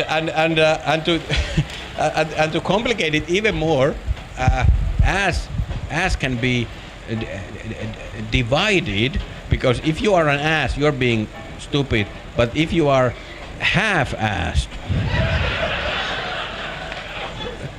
then you are not concentrating properly. Or half-assed. And if you go even smaller, if you are a piece of ass, then you are beautiful. It's really complicated.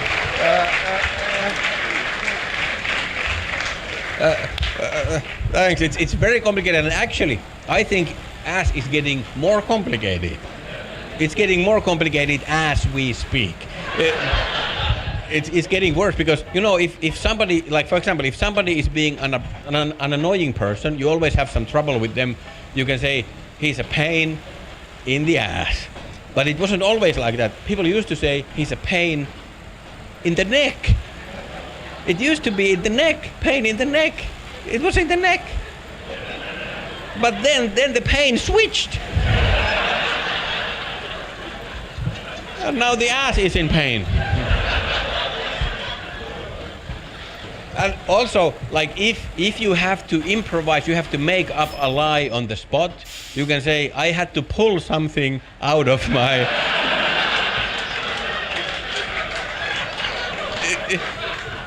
It used to be hat.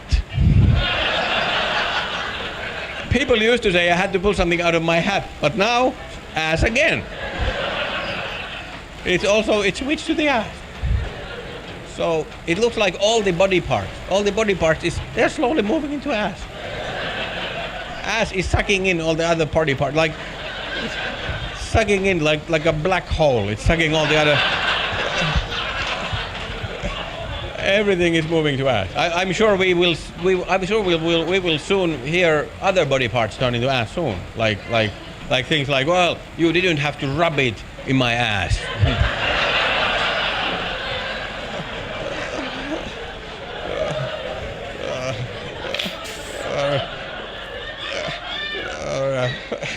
Or like, can somebody lend me a helping ass? Oh, I'm a little bit nervous. I have butterflies in my ass.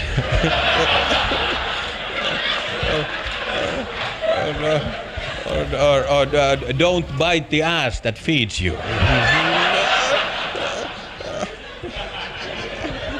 And this one actually, this one might be actually even true. Oh, that left a bad taste in my...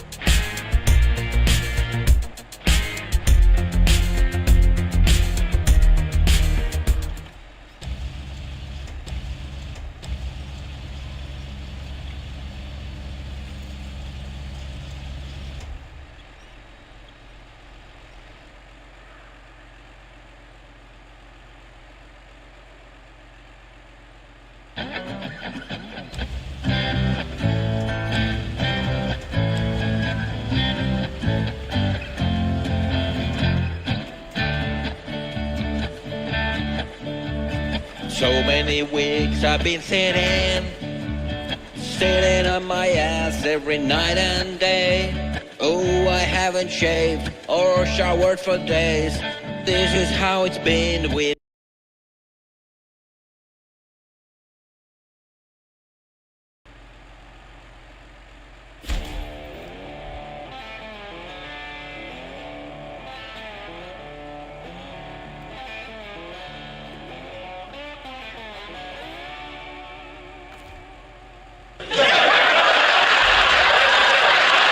It was really hard for me to always learn all those rules of how to behave in situations, because the rules are really complicated. They're like the behavior rules of how to be polite. Like for example, when you cough, you should always cover the cough. You should kind of cover your mouth. And then if you sneeze, you should always also cover the sneeze.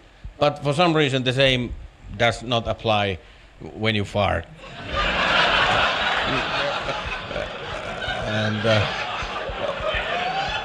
And I don't know why, because I personally think that farts are worse than coughs. I think we should be covering them, but if you have tried to do it, I'm sure you have noticed that it didn't help. Like at all, it didn't help. It probably even made the situation worse. Even though it's like the same thing, but it's like, oh, sorry.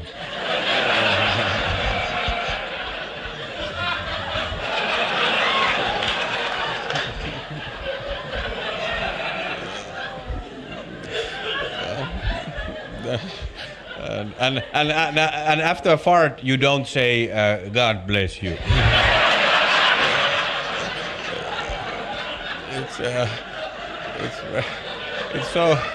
It's so complicated. The rule, it's so complicated. Like if somebody sneezes, you always have to say, God bless you. But if somebody farts, you have to say their name and what the fuck.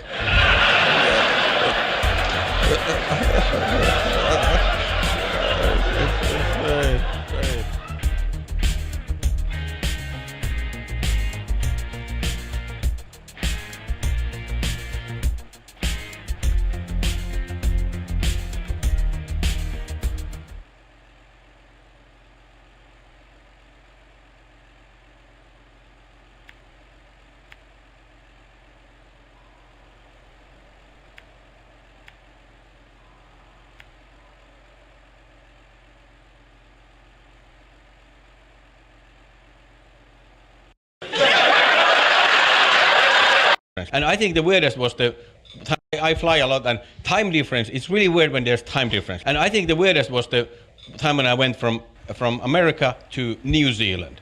It's like a 13-hour flight or something, and it took off in the morning of the 10th of April and landed in New Zealand in the morning of the 12th. And I was like, huh?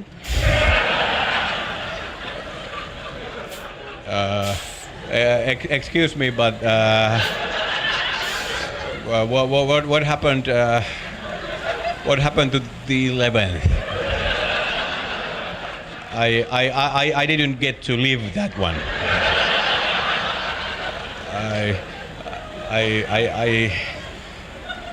I don't think I have lived that day yet. So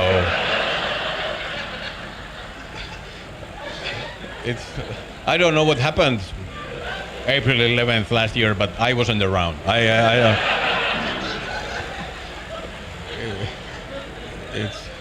It's so weird, like losing a whole day like just this. Like some people say that smoking can shorten your life. No, go to New Zealand. That actually shortens. That's like that really takes days from your life. And I think it's worse because smoking can take a day from the end of your life. But this took from the middle. Right from my best years. I lost a whole day and I will never get it back. I started to wonder that what if someone would have tried to call me on the 11th? Like, what would my phone have even said? What would it like? Oh, the person you are trying to reach does not exist today. He is already in tomorrow. So you have to wait until you are also in tomorrow and try again tomorrow. It's and now afterwards I'm a little worried that what if someday in the future the police comes and asks me, where were you? April 11th, where were you? Oh, well, that's a good question. Officer, I was not anywhere.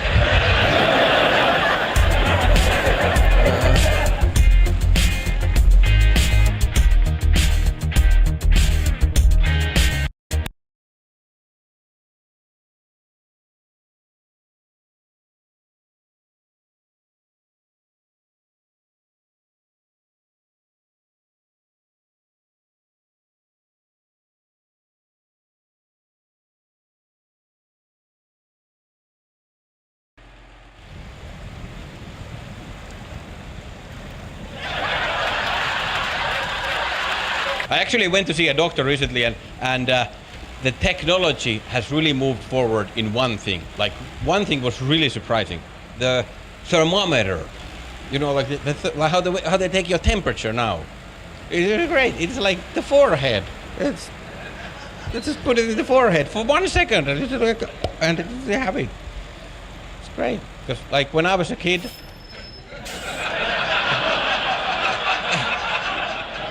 we had the, you know, there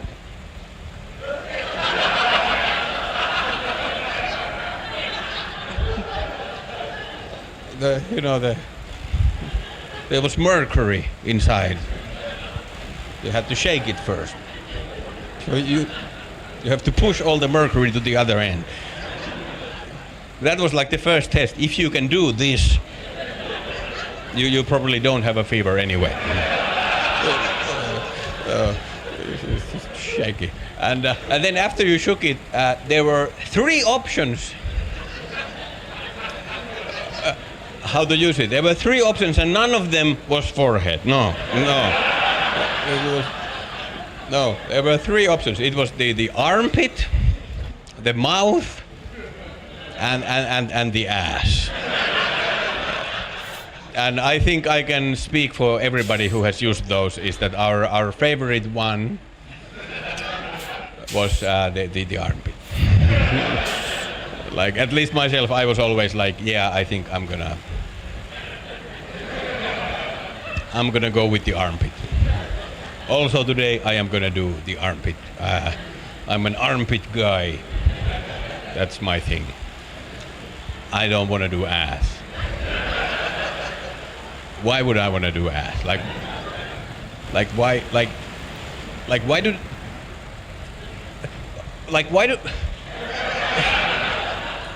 do they even have the ass option?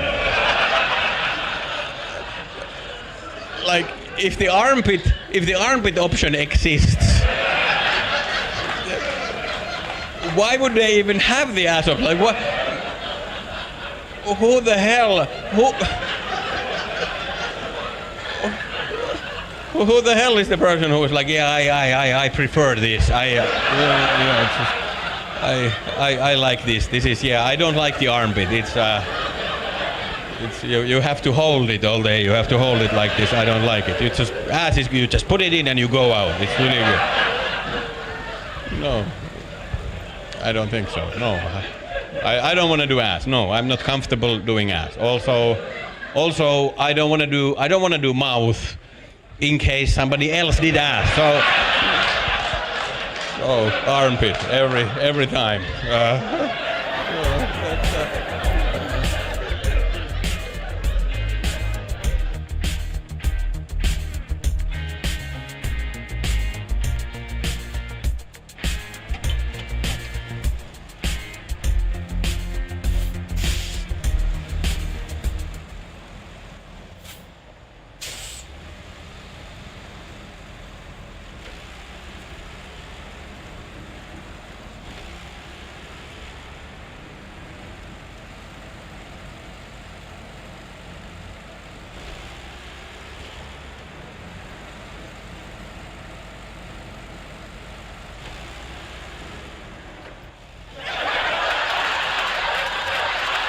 We've been together with my wife a long time, and she's great. But maybe one small complaint, just like a small, like she can say that I did something, but I have never done it.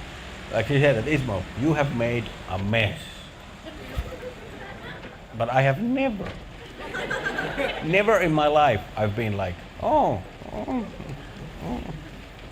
I have 20 minutes. I think I'm gonna make a mess.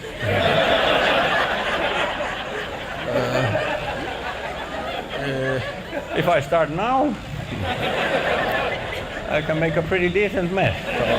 So let's start with the kitchen today and then move to other locations. I never make messes, but she sometimes blames it because she's kind of enthusiastic about cleaning, and that's okay basically, but a little bit too much. Especially when someone is coming, a friend is coming to our place, that sets her off into this panic mode, and the whole day she's running around like we have to clean because people are coming. Clean. And then I have to help her. And it's annoying. And then the following week, we go to visit someone. We go to our friend's house, and the first thing when we arrive, our friend is like, hey, welcome, but sorry, it's a little bit messy here. And then my wife is like, oh, it doesn't matter.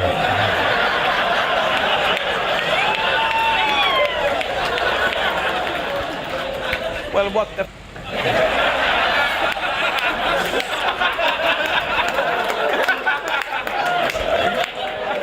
I believe it did matter last week.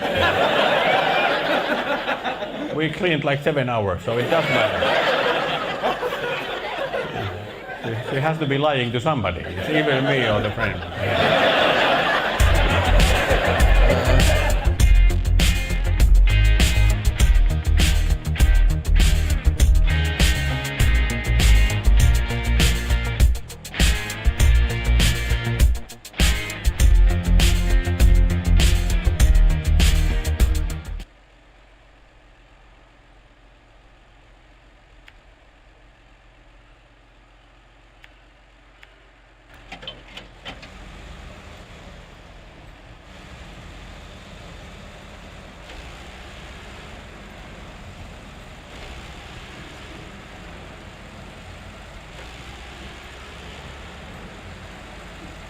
There are so many difficult words, and I think the hardest word in America has been the word shit.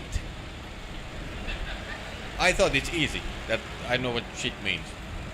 But it turns out I didn't know shit. I think it's the most complicated word. Like, how can it be if something is bad, it's shit? If something is really good, it's the shit.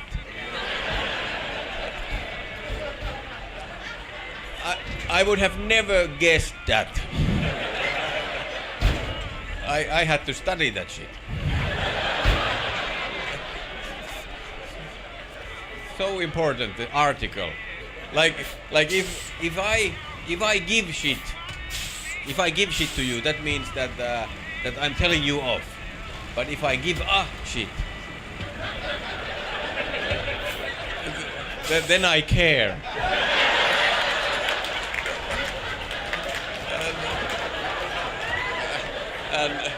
And if I take shit, then I accept that you are bullying me.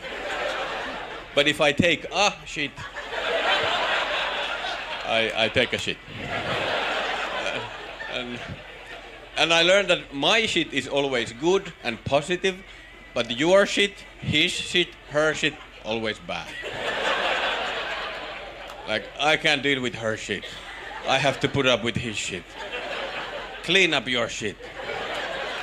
But don't touch my shit.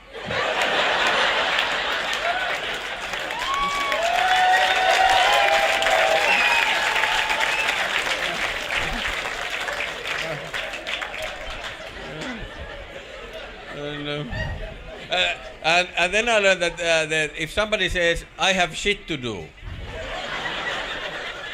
it can refer to any activity whatsoever. Any, except one. Actually shitting. Nobody says that when they're going to the bathroom. Nobody, except me. I love to do that. I love to do it. Oh, I have to go. I have shit to do. What are you going to do? I have already told you.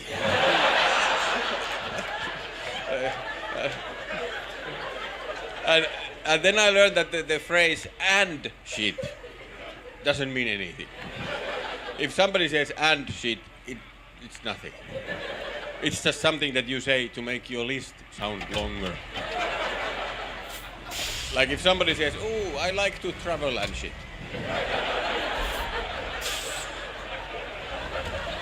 You have to know that they only like to travel.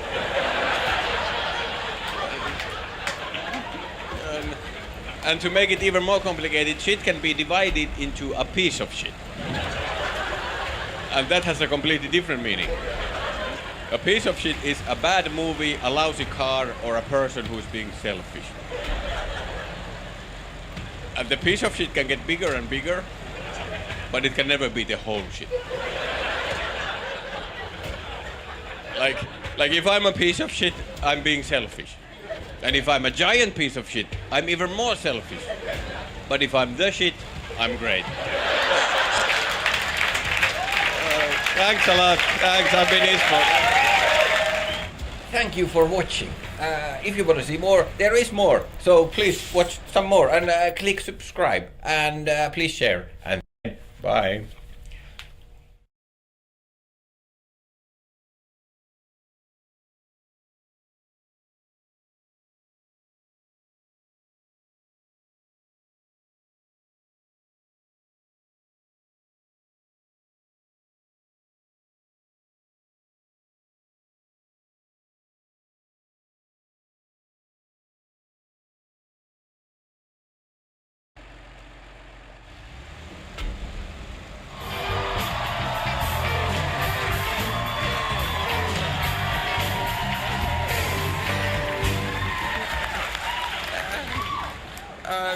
Good evening.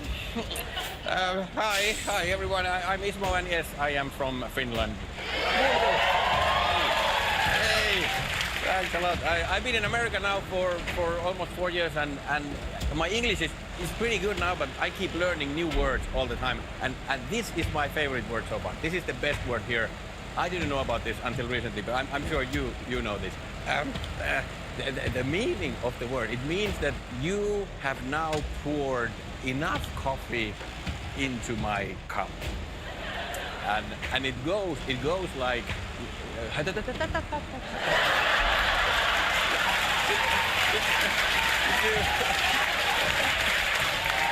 you know? I didn't know about that. I didn't know, but now I do, and I love it. It's so good. I use it all the time. It took me some time to figure out how to spell it, but now I have it. Now actually I use it as my password. It's my Wi-Fi password. If somebody comes over, what's your Wi-Fi? I really like that. I get stuck on words all the time. Like I like words, and this is a thing I hear often. If somebody here uses a bad word, like a curse word, and then there's some other person who doesn't like that word being used, and they want to interfere and say something, the thing they always say, they always yell out, language. Like, yeah, okay. Yeah, language, yes. This is a part of that. Yes, this goes into the category of language. But isn't it like a little bit broad of a thing to say in that situation? Like, to me, it's like the same. If you see somebody about to get hit by a bus and you yell out, transportation.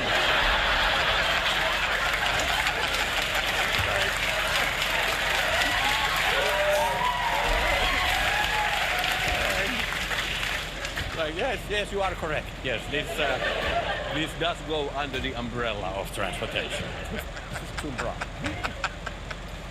I know my English is far from being perfect. Like, I don't speak perfect English by far, but recently I realized that there are some people who speak way worse English than me. Like, way worse. I heard that there's an actual campaign, a huge campaign that's been going on now to teach people that no means no. Like, that's pretty basic level. That's like English 101. I thought that's like one of the easiest words, but maybe we have a problem that some people don't know no, and we have to teach. It's just like, if that's the case that somebody doesn't know no, then my question is that is it even helpful? Is it helpful to have a campaign? Like, is it helpful to define a word by like using the same word? Is it the same? Like, no means no. Well, probably. Yeah. That would have been my first guess. Yeah, because it is the exact same word. So I would assume it might also mean the same thing. That's how words work normally. But like, if somebody doesn't know the first no, I bet they won't know the second no either. There is zero new information in that sentence. But I've been thinking about it, and I think we should change that campaign just a little bit to make it way more helpful. I think we just tweak it a bit. I think it should go like this. I think it should go like, no means